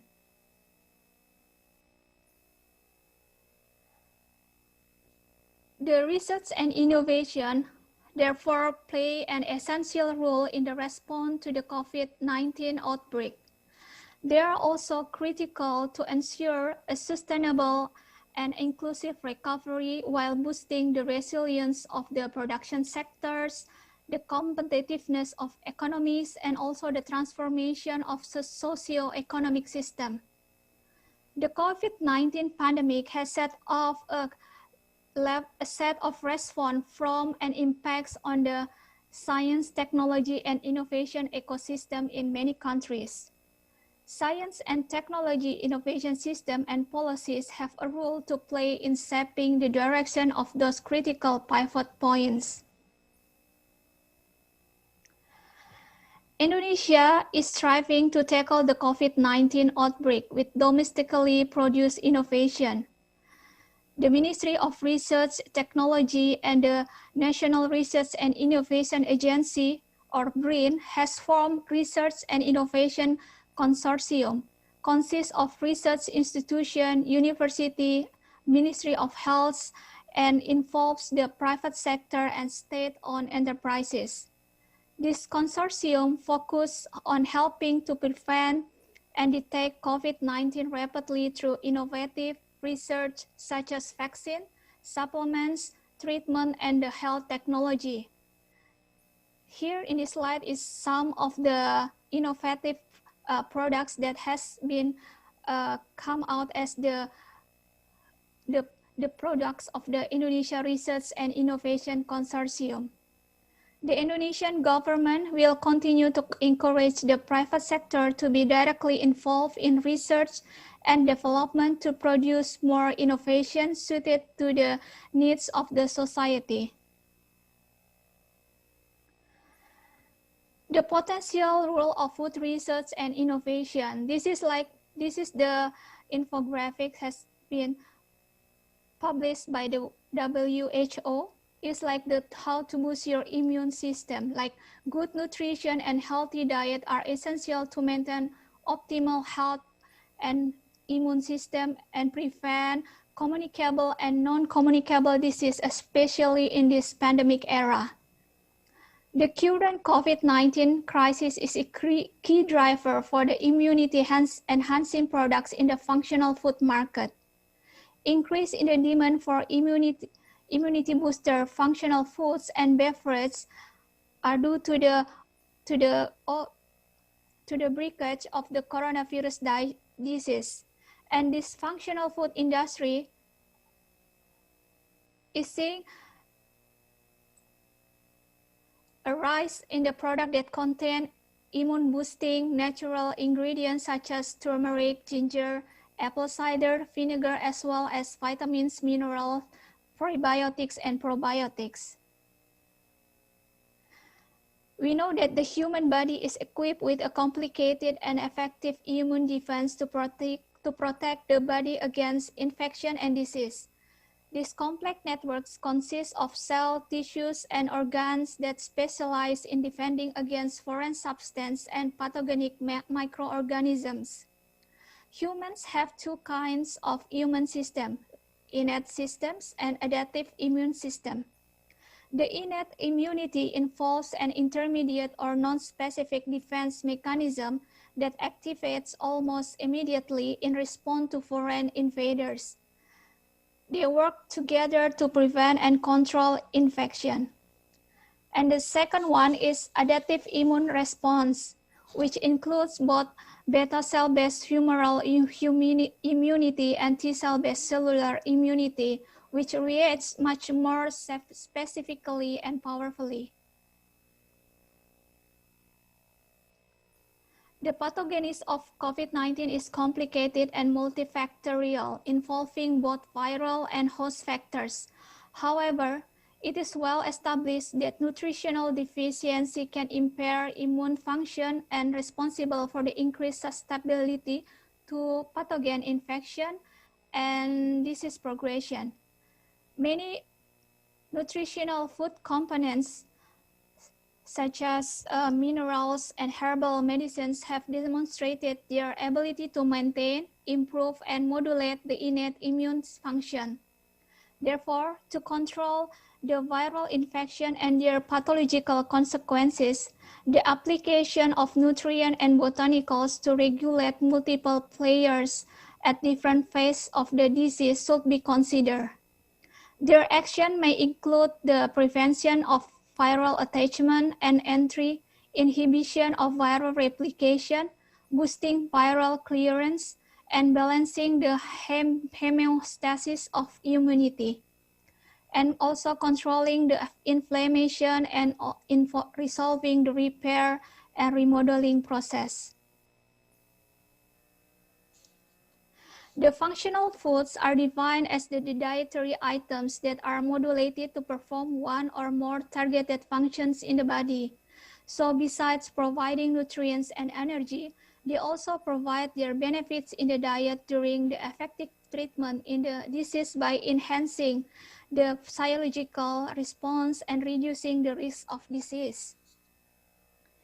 Many functional foods and components are naturally occurring compounds scientifically described to have immune-boosting properties. These natural compounds do not participate in direct inhibition response against coronavirus, but complete immunity plays an essential role in preventive defense against COVID-19.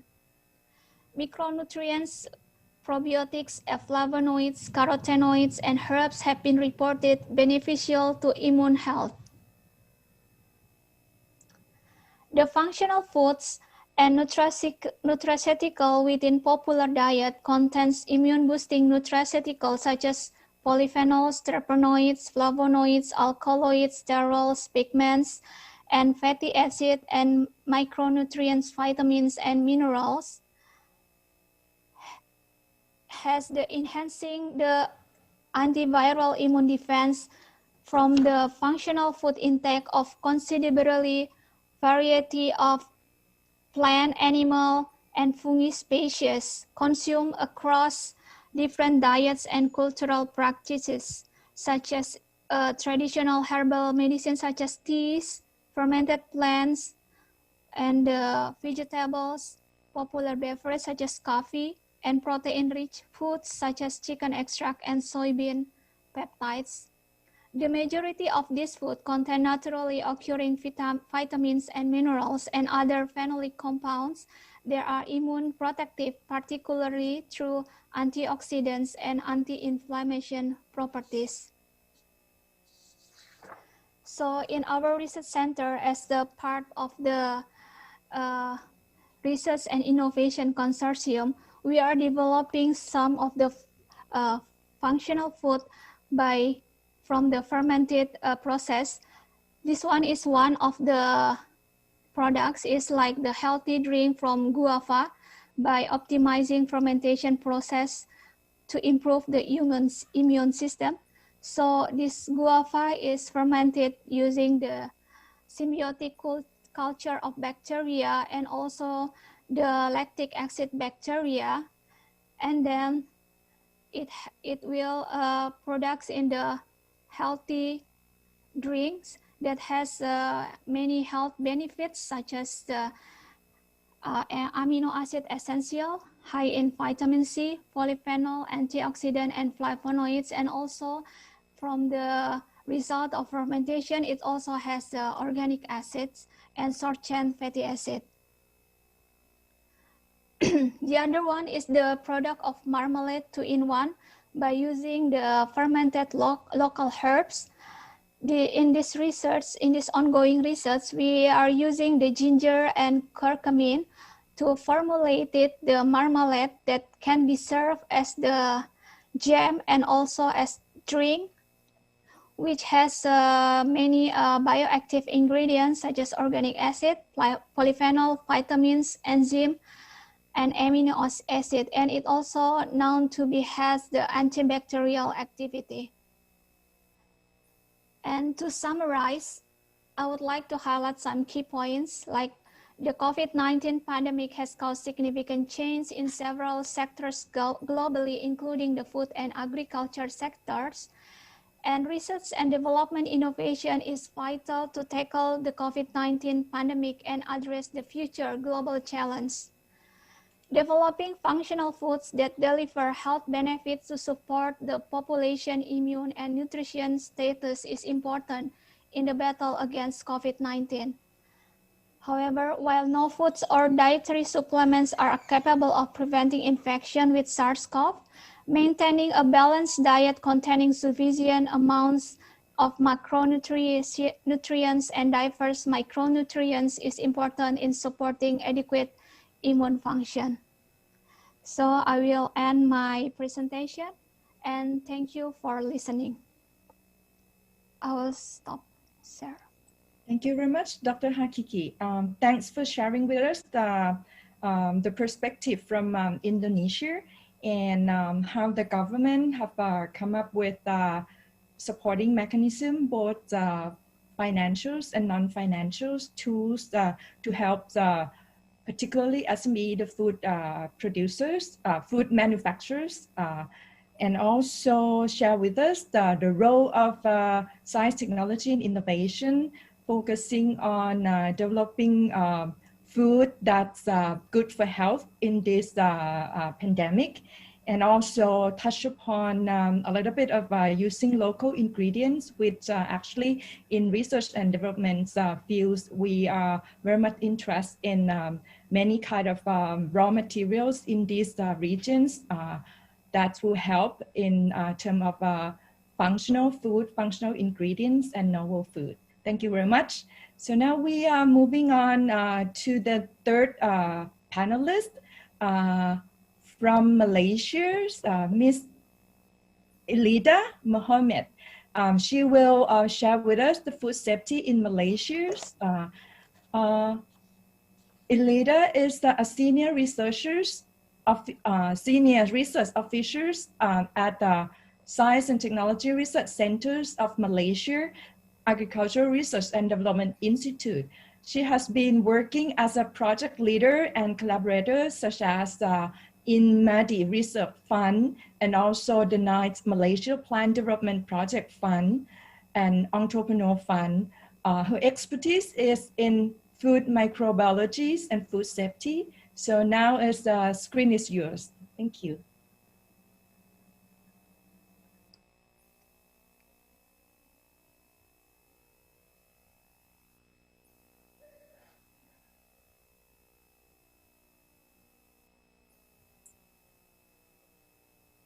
Okay, thank you to our moderator. Sorry, we don't see the full screen of yours. Okay, I hope you can see my presentation yes, now. Okay. Yes. All right, thank you everybody. And hi, I'm Elida from Malaysia. This afternoon, I would like to share with all of you regarding food safety in Malaysia, MADI's perspective.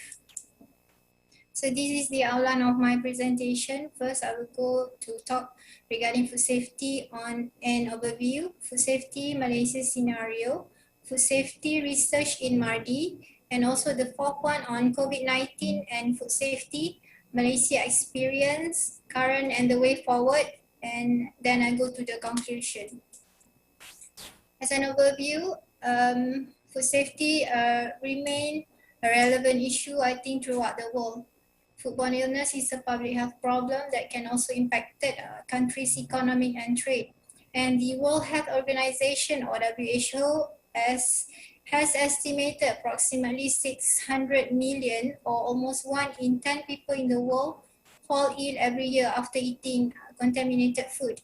And approximately $110 billion is lost each year in terms of productivity and medical expenses resulting from taking unsafe food.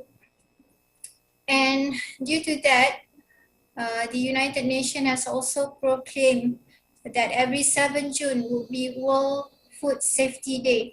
And through this World Food Safety Day, WHO works to mainstream food safety in the public agenda and to reduce the burden of foodborne diseases globally, with the spirit of food safety is everyone's business. As for Malaysia's scenario, food safety also remains a significant issue in Malaysia due to consistent incidents each year. And as an example, in May 2020, the food poisoning outbreak due to salmonella in ready-to-eat local dessert, we call it pudding buih, has triggered the authorities to improve guidelines towards the home-based and also home-based online food businesses. And also we have one incident also regarding salmonella occurrence in our fresh eggs early this year that has caused the affected batches to be recalled from the local market as well as from Singaporean market, as we already exported into Singapore as well. The Malaysian food safety management system in Malaysia is complex and diversified with different authority entrusted with the task of ensuring food safety at the different stages of the food chain. The authorized bodies also were assisted by FOSIM, an intelligent web-based information system to enhance the management of food safety surveillance. These authorized bodies actually led by the Ministry of Health Malaysia, and they work hand in hand with our Ministry of Agriculture and Food Industries, or in short MAFI. Both MOH and MAFI work together also with other agencies under several other ministries. And their mandate, among others, are to protect the public against food-related hazards and frauds, as well as to motivate and promote the preparation, handling, distribution, sale, and consumption of safe and quality food.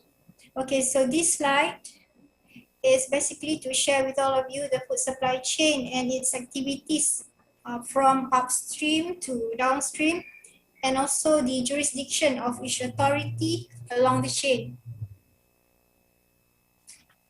And the legal mandate or legislation used by the Malaysian authorities to regulate food safety in Malaysia is primarily using the Malaysian Food Act 1983 with and come together with some other regulation and act.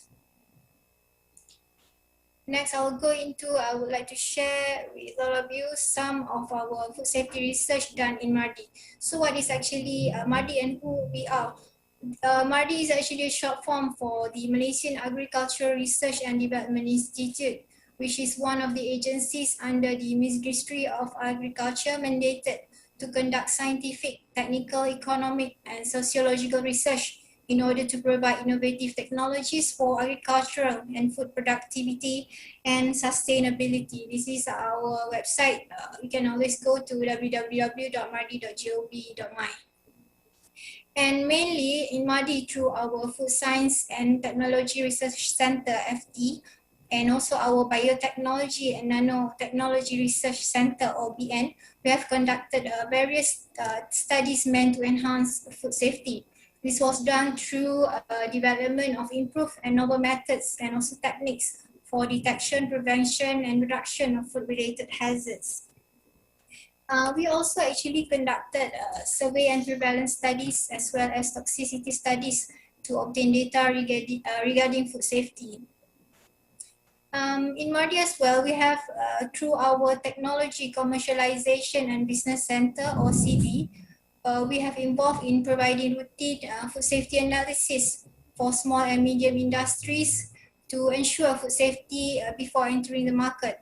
Other than that, through our Technology Transfer and Entrepreneur Development Center, or TE of MARDI, we have involved in providing training and advisory services in terms of food safety to entrepreneurs, food handlers, and also to the government offices. So in the next slide, I will share with all of you some of our food safety research. The first one that we have done quite recent. The first one is food safety test kits, or MARDI Sense, which is in last December 2020, we have launched 4 biotechnology innovations aimed at improving Malaysia's food safety. This so-called MARDI Sense actually comprises 4 different food safety testing kits. The detector kits mainly is used to read several types of contaminants in food products such as antibiotic, algae bloom, and also some of foodborne pathogen. They are actually quite friendly, easy to use, and affordable. The innovation are expected to help improve the safety and quality of agricultural products. We also have done a study regarding antimicrobial coating, which is actually a collaboration research that we have done with our small and medium industry to improve the shelf life of our traditional herbal egg, or telur pindang, and we try to use the antimicrobial coating. Next, we also have done research and to check on the potential of using electrolyzed oxidating or EO water to reduce histamine producing bacteria in fish. And also we have done research regarding improvement of washing technique for edible bird's nest, or in short EBN. EBN usually contain high amount of naturally occurrence nitrite due to several factors. So these studies try to improve washing techniques that are able to reduce the nitrite content in EBN. We also have done some study regarding the potential of bacteriophages as a natural antibacterial agent. Bacteriophages is actually a bacterial virus that have been discovered since 1920s and able to combat infectious diseases, but their application is later diminished due to the advent of antibiotics. So we have conducted research to evaluate the potential of using bacteriophages to control the growth of food and plant pathogenic bacteria such as E. coli and Ralstonia solanacearum. We also have conducted prevalence studies to provide data to authorized body and also for the development of knowledge in terms of food safety. Some of the prevalence studies including prevalence of Campylobacter in our food in Malaysian market, also prevalence of Salmonella in chicken eggs and its environment, and also acrylamide content in local tapioca chips.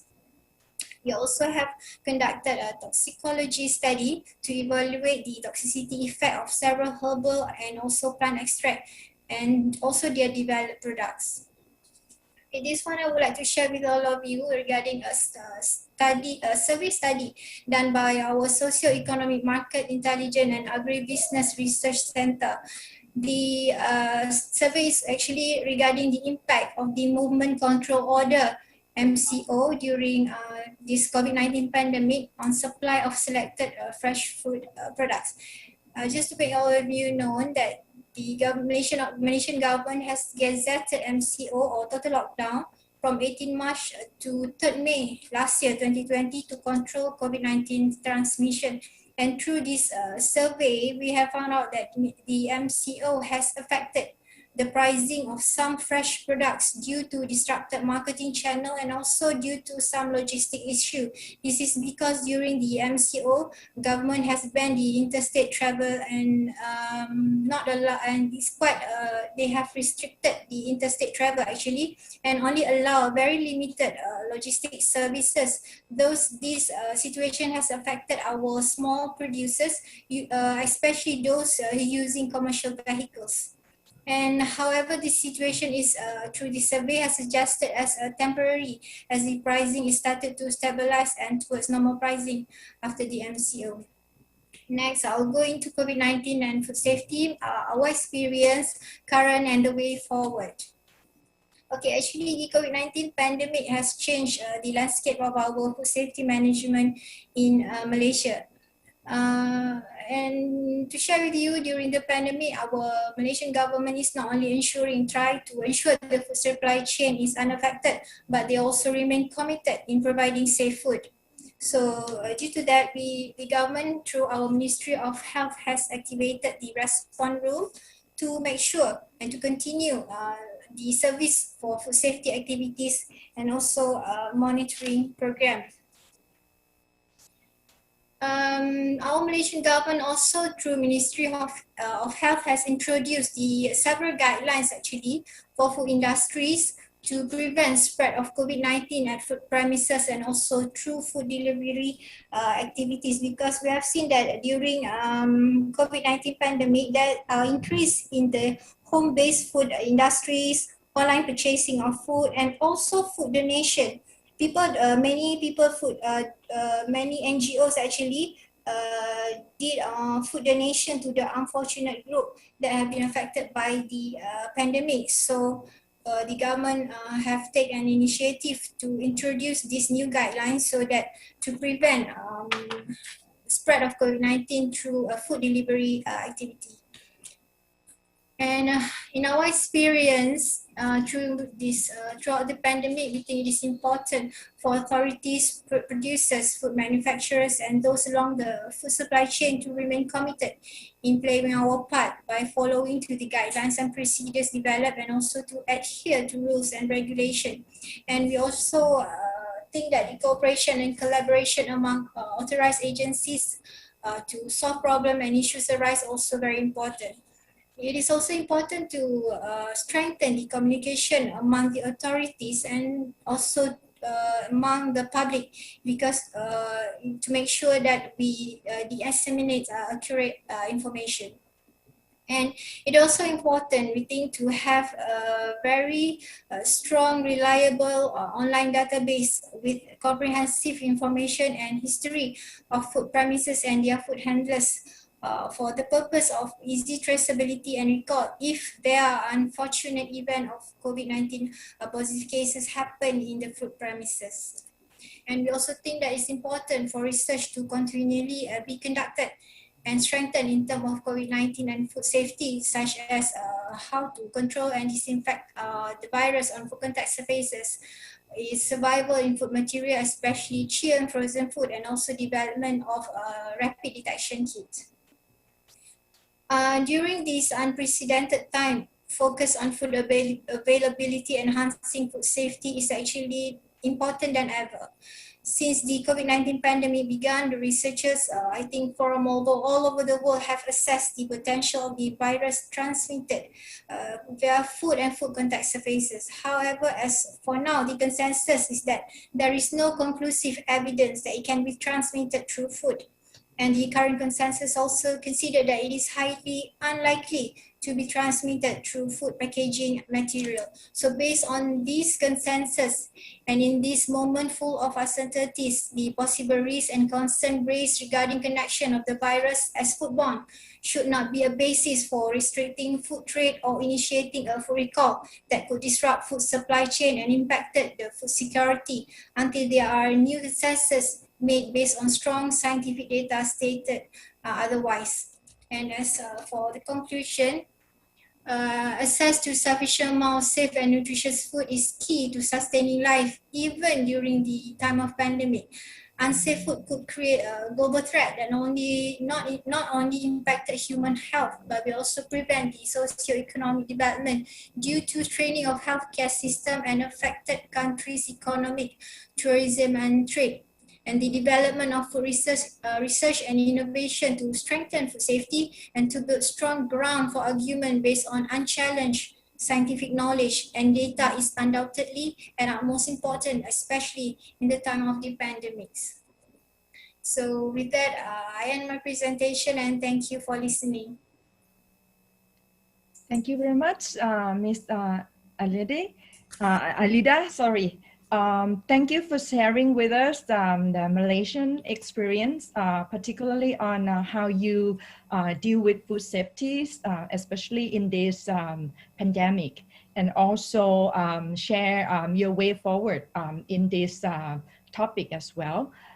So let's move on to the last panelist, Dr. Akrawit Kanchana Opat, who's Vice President of the National Science and Technologies Development Agency, and also he's CEO of Food Innopolis, and also one of the mastermind of having this food innovation platform up and running in Thailand. So the screen is yours, Dr. Akrawit, please.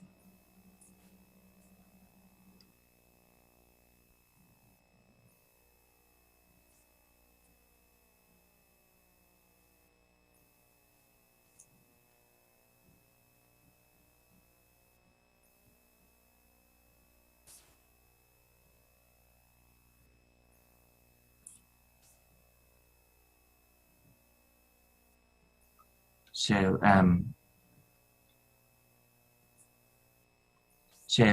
thank you very much for that. And I would like to give you a big overview of the Thailand perspective prior to the COVID-19 pandemic. Our economy was a second largest economy in ASEAN, and if you look at our GDP by sector, the service sector contribute to almost 1/3 of our GDP, and agriculture and food only contributes to less than 10%. Okay, so that's the reason why we are hit hard by the COVID-19 pandemic when the tourism industry and other service industry has been disrupted. So what happened from the day one of the COVID-19 pandemic and up till last year, our export has plunged from 2.5% in the market share to less, and I'll show you in the next slide. But the majority of our food exports, the top 8 would be canned tuna, cassava, rice, frozen chicken, sugar, canned pineapple, and frozen shrimp. The one highlighted in red were actually greatly affected. The export amount has been decreased. The only 2, canned tuna and seasoning, actually increased because of the lifestyle and what the previous speaker has mentioned, that the importation of the food products at the early age of the COVID-19 pandemic is uncertain whether which one is safe to be export and imported. Anyhow, to fit in with the lifestyle of work from home or staying home, the seasoning seems to rise in terms of the export amount. Just last year, our canned tuna has risen almost 10%, and the seasoning is pretty much similar. Ready-to-eat food has been increased about 12%. So where do we export our food to? Our majority last year has been China, and it has been increasing for about nearly 20% from the previous year before COVID-19 pandemic. And second is the US. The export has grown about 12%. But to Europe, like UK, European Union, the export has been decreased, maybe because of the logistic and transportation, as well as the situation at the borders. In Sub-Saharan Africa, our export has been decreased about nearly 30%. And in the Middle East and North Africa is about half of that. Surprisingly, we would think that our ASEAN community would have a free flow of the materials, but the export of food from Thailand to the ASEAN market has plunged to about 17%. But interestingly, in countries like Cambodia, Laos, Myanmar, and Vietnam, we have seen the rising amount of export from Thailand to those markets.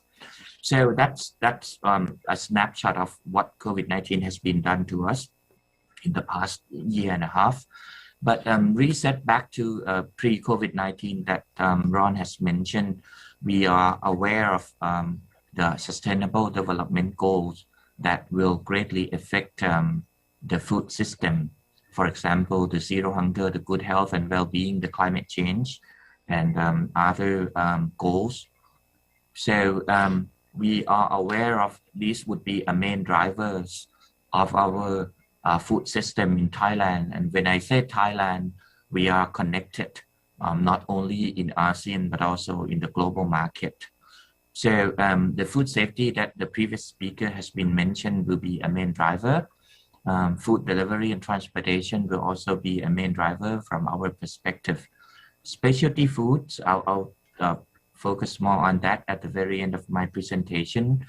Sustainability, healthy and tasty natural ingredients, alternative proteins, automation, Internet of Food, and 3D printing, as well as what Ron called food epidemiology, was also in our radar when we did the main drivers and trends spotting. So this is from the workshop, the online workshop that we did with Cranfield last year, right about this time, when we know that we could not go on with the second workshop that you have heard from Ron early on during his talk. We decided that this is going to be our way forward in terms of looking at the key research and how science and technology innovation can help the food system in Thailand. So, and that would be the understanding of the global consumer perceptions around Thai food, and looking at how to secure the food system from the demand side point of view, and the common lexicon for the food communication, reconciling a different perception of Thai food that is from the supply side. And the third one would be empowering the local Thai food value through a smart circular system that build a more sustainable Thai food industry. I will talk to you more about that, how we approach that. And last but not least is to develop the farming and the food processing capability in Thailand to be in line with the future food standards. So as I mentioned earlier, after about 16 and 18 months of the COVID-19 pandemic, our food export from Thailand was down to about 4%, and the market shares was reduced from around 2.5 to 2.3 last year. And we dropped down from world number 11 to world number 13. And the major causes of that would be the COVID-19 pandemic itself, that because of logistics and transportation, the demand shrink, and the food safety issues. The other cause would be the Thai baht appreciation and the shortage of the containers for export, as well as the higher logistic cost because of the airlines and other transportation means were actually suspended, as well as the shortage of the raw food material and labors. And this is something that Thailand really connected with the ASEAN communities. We do have a flow of raw materials and labor from our neighboring countries in order to be able to produce the food and cope up with the demand in previously. The other damage that was done because of the COVID-19 pandemic is because of the tourism industry has been collapsed. Normally, we would have about 40 million tourists coming to Thailand each year, and the amount of expenditure that each tourist spend for food is about 1/4 of their expenditure. That says something about the food system in Thailand. That means our producing capability of the food system in Thailand is surplus, meaning that we produce food more than we can consume domestically with the Thai population alone. We are able to feed another 40 million tourists, as well as export food to the global markets, as I previously mentioned. So what happened in 2020 was we have a lot of fresh raw materials floating around in the market unconsumed, and we need a big processing capability to process all of that, and many of them have gone to spoilage food without any consumption. And when we look at where the COVID-19 pandemic hit mostly, it's actually impact on the small medium-sized company, which is the heart of the food industry in Thailand. The small medium-sized company contributes to nearly 80% of the manufacturing company here in Thailand.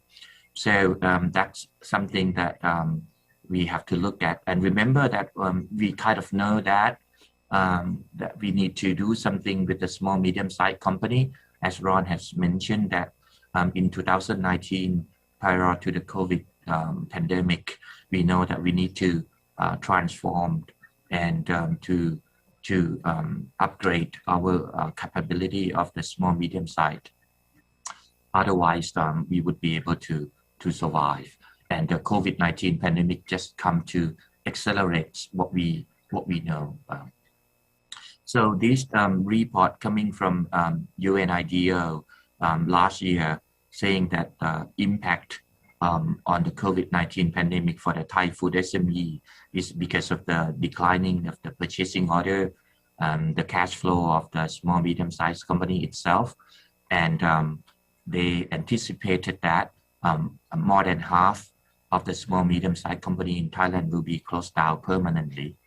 So the government interventions would be a tax reduction and deferral, and the cost reduction, cost control, and the waive of rental fee or utilities. But there has not been any mention about the role of science and technology and innovation that can help improving the situation. So so what can the SME do by themselves is to reflect on the situation. How can they improve their efficiency? How can they rethink what they can restart after the COVID-19 pandemic has been gone? So Ron talked about resilience and flexibility, and that's why we focus on the global market as much as the domestic market. We do not know yet at this time whether the tourism industry will be as it was before, and so how can we reshape and revitalize our future plan? So I do agree with Ron wholeheartedly that technology adoption, either digitization as well as the innovation, will be a key key success factors for getting out of this dilemma. So when we look at the trend for the future, usually we would focusing on the demographic trends, the market trends, and the technology trends. And I borrow this from the Euromonitor International that has issued a report on the impact of world food in the light of COVID-19 pandemic. They look at it from the macro environment and legislation point of view, the supply chain, the channel, and the consumer perception.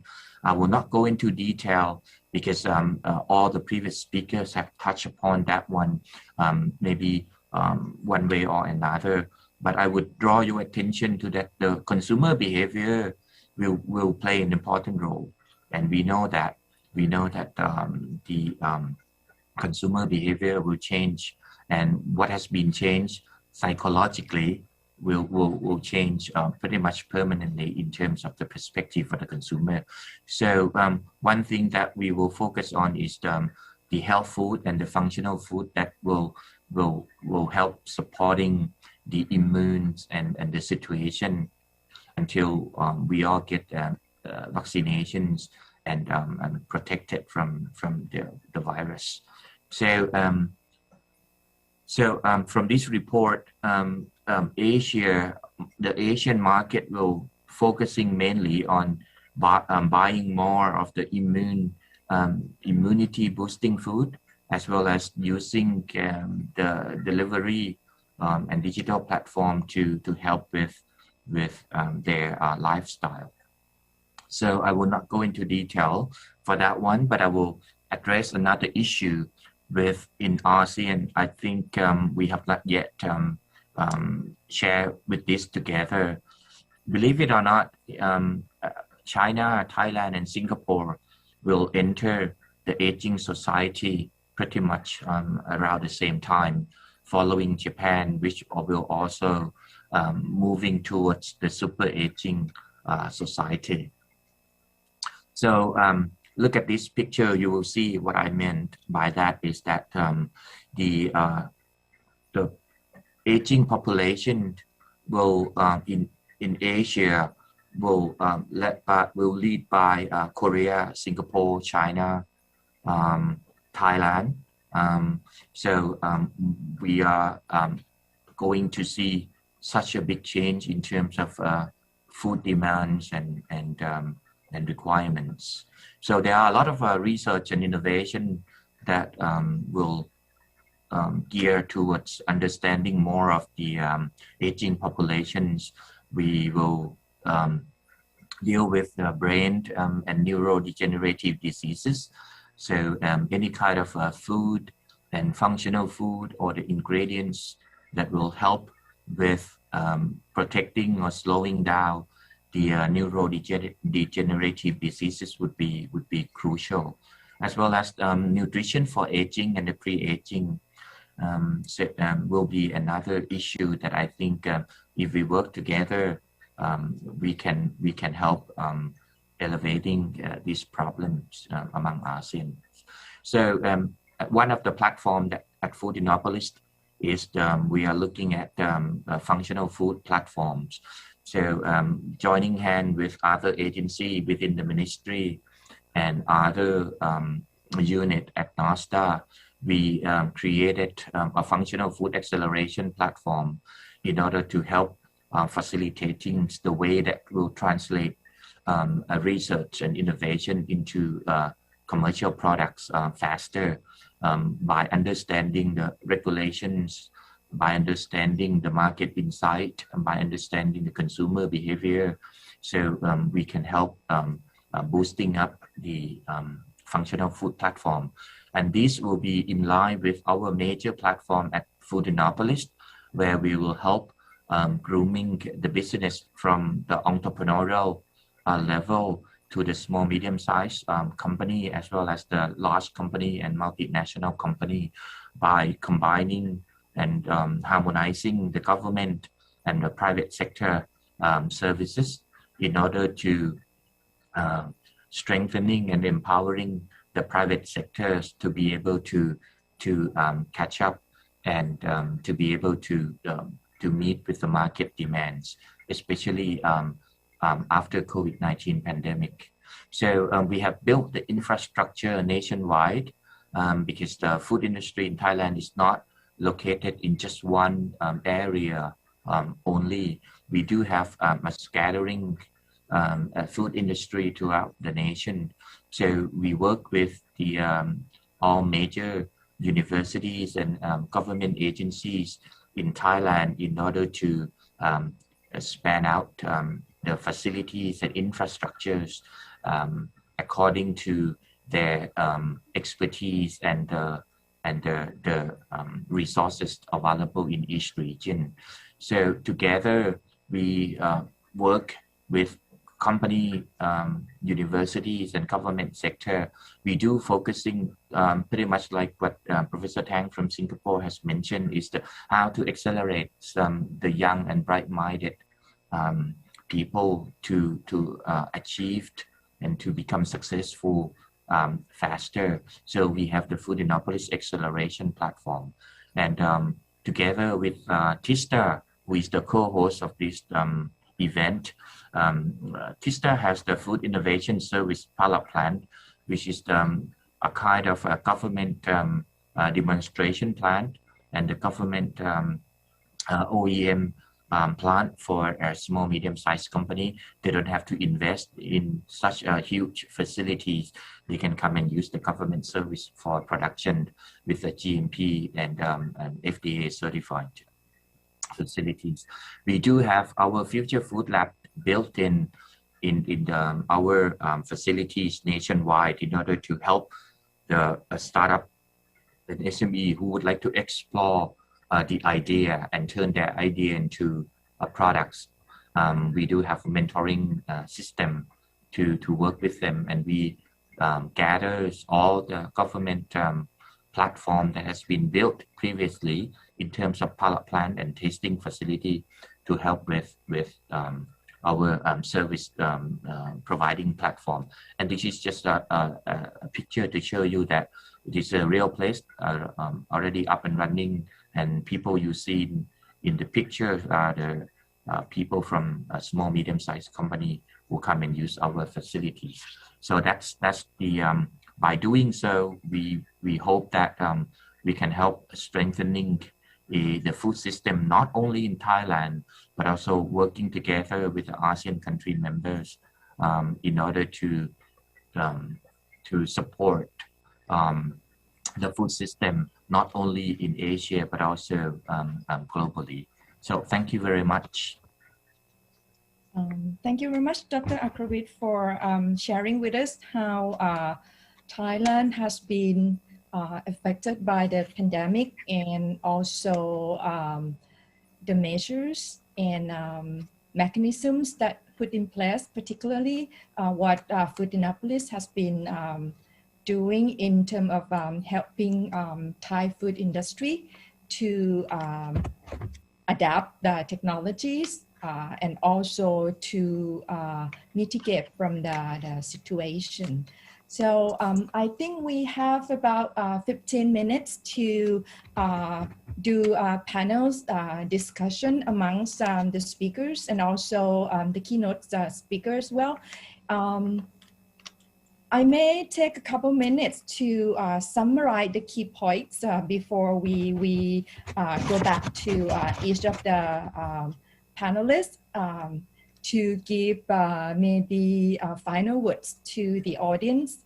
So from the beginning, Ron has shared with us the comprehensive view about food system, and also how we, I would say, making sense of data, particularly using the data for agriculture and food sectors, and also give us a lot of insights, information in country that he has been working in with the different projects using the data for agriculture and food sectors.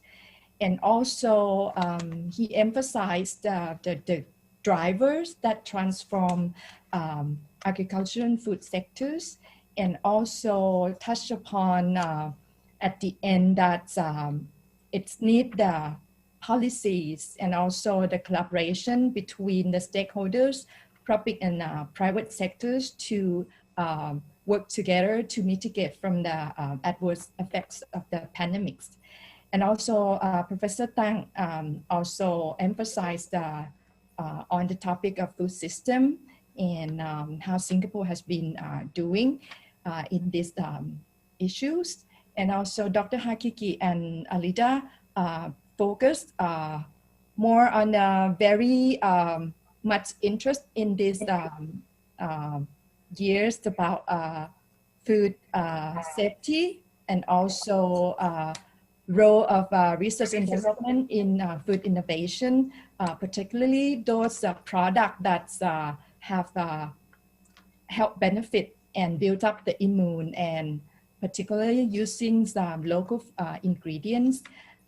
So may I take maybe like 15 minutes that we have left to go back to each of the speakers if anyone would like to add more to the discussions about this session in that topic that they might not have time to touch upon during the first round of the presentation. Or maybe Ron, if you have any thoughts to share, please.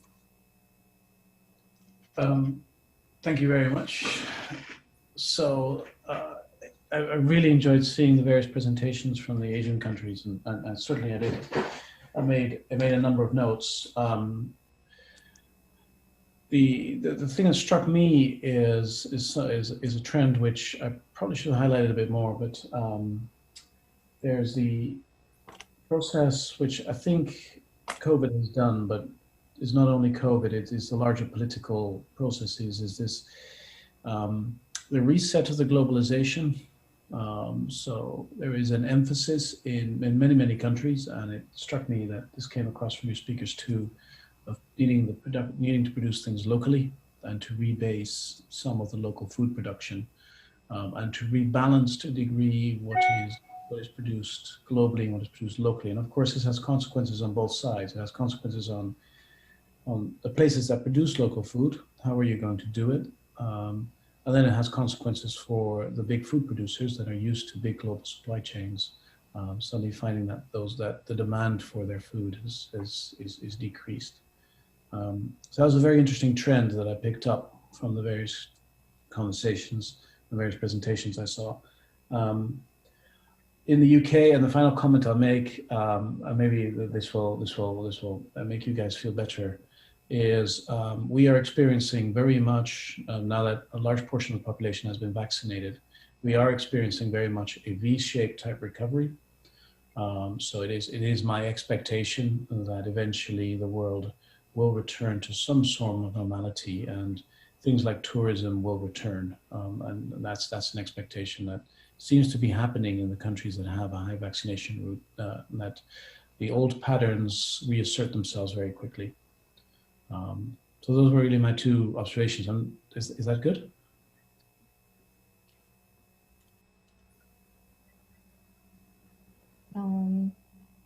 Anyone would like to add anything on the discussion? Moderator? Yes, please. Okay, I think it's very important for us, among us, to keep on knowledge sharing among Asian countries through online platform. Like maybe we can, from time to time, having a webinar platform for our authorities and experts to exchange information regarding our latest situation happen in our country, and also our latest finding in terms of scientific knowledge we gain through our latest R&D. And also I think it's important through that platform for us to update among us regarding our latest guidelines or rules and regulations that need to be followed in terms of food supply chain, or also food safety, to avoid problems in terms of food trade and supply between our countries during this pandemic or post-pandemic. Thank you. Thank you very much. Professor Tang, at the end of your talk, you have mentioned that there's a need for action together among ASEAN members. Would you like to elaborate a little bit more on this? I think I'd like to build on what our Malaysian colleagues said. I think we can do so much together. Okay? Basically, as a region, and then recognize the fact that, very soon ASEAN as a community, we're going to be the third or the fourth largest trading bloc in the world. Okay? But still, we're so diverse within ASEAN. And within Southeast Asia, 11 countries, from countries that are very advanced in the food processing space, like Thailand, also others are more advanced in the agriculture space. So to me, I work very closely with the ASEAN Secretariat. One of the questions I've always asked is, why can't we work closer together? And recently, I think I've seen more mechanisms become available. For example, I can name you at least 3 projects I'm involved in right now. They're trying to facilitate this much closer interaction, between ASEAN countries. One of them is an ongoing activity, which the ASEAN Secretariat has commissioned, or has been asked to develop a set of guidelines on how to improve digitalization in agriculture. Something like this, up there, I think the line with what Ron has been saying. And these guidelines might become available and adopted by the AMAF, the ASEAN Ministers of Agriculture and Forestry, by the end of this year. Okay? So at our university, our role is to make a status check, basically, of all the 10 countries to see where we are, and we truly take a food systems approach, all the way from pre-production inputs to production, to processing, the supply chain, the consumer end, and we look at crops, livestock, everything else. So that's one initiative which I think, once the guidelines are adopted, then they'll be cascaded back to the countries. And hopefully there'll be implementation mechanisms. Okay? And I say this because I was also involved in another project at ASEAN level that developed guidelines for responsible investment in agriculture. Okay? We're now in the 3rd phase of that project, where we're rolling out basically an education program to different stakeholders. And this has the support of several donors, European donors, in fact, to actually get this done. Okay? Now, the other thing I mentioned during my presentation was the ACRF, which is the ASEAN Comprehensive, Recovery Framework, which directly addresses COVID-19. Okay, but surprisingly, even amongst my colleagues, so few people know about the ACRF. So this is another issue that we have, I think, the communication issue, between and within ASEAN itself. And I think that you actually alluded to that we actually need better communication. We need to form kind of a community of practitioners within ASEAN. And I'm actually in the process of proposing this to SEARCA. SEARCA is the Southeast Asian Regional Center for Research and Graduate Studies in Agriculture. It's the only inter-country entity, okay, where there's a treaty amongst all the countries to actually sponsor this organization based in Los Baños, the Philippines, okay, and where it's supported by CMU, the Southeast Asian Minister of Education Organization. They have a big program on sustainability, and I'm very keen, in fact, on kind of this COVID-19 response. So on. As the moderators, I'm a senior fellow there, and I'm actually going to propose to them, look, we need to form this community of practitioners or practice, whatever we call it, a COP, that facilitates discussion, not just between ASEAN countries, but between ASEAN countries and outside. Like in Singapore, we're actually actively engaging with Israel, with Norway, with Australia, with New Zealand at the moment, okay, to tap the best expertise to bring to ASEAN, especially in the area of food processing.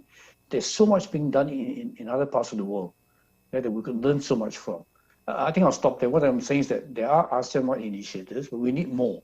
Okay? And we need some more kind of active organizations to get us going. Thank you. Thank you. Thank you very much. We got a lot of, I have a lot of notes down here, what we need to do further in this collaboration together among ASEAN members, communication better among us. Dr. Haikiki, do you have any things to add at this point? Thank you, Dr. Akenong.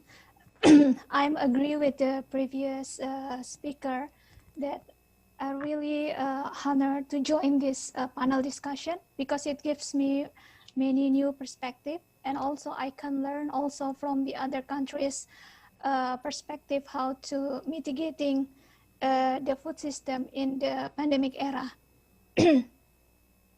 And also I would also like to highlight it about the collaboration between the Asian countries, not only in the policies, but also in the research collaboration, because I think it's a kind of lack of research collaboration amongst the ASEAN countries.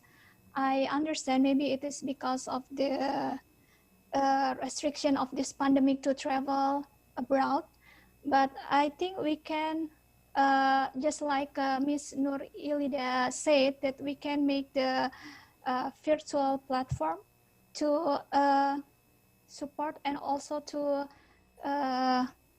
support the collaboration between the Asian countries, because like my research center is one of the focal point of the food science and technology, but I think like during this pandemic we only have like the online meeting maybe once a year. So I think maybe the frequency can be increased to share the knowledge and also the perspective from other Asian members. Okay, thank you. Thank you. Thank you very much. How about Dr. Akrawit? Do you have anything to add to the discussion? Yeah, thank you very much. I do agree with everyone, especially Professor Tang, that we need to get the practitioner together and come up with the actionable plan in terms of the food system for ASEAN countries. We actually planned for that. We actually planned to have this kind of thing in 2019 when Thailand was the chair country of the ASEAN. We know that in the COSTI, the Science and Technology Committee, we would like to have a platform where we can work together among the ASEAN country member states and look at the food system.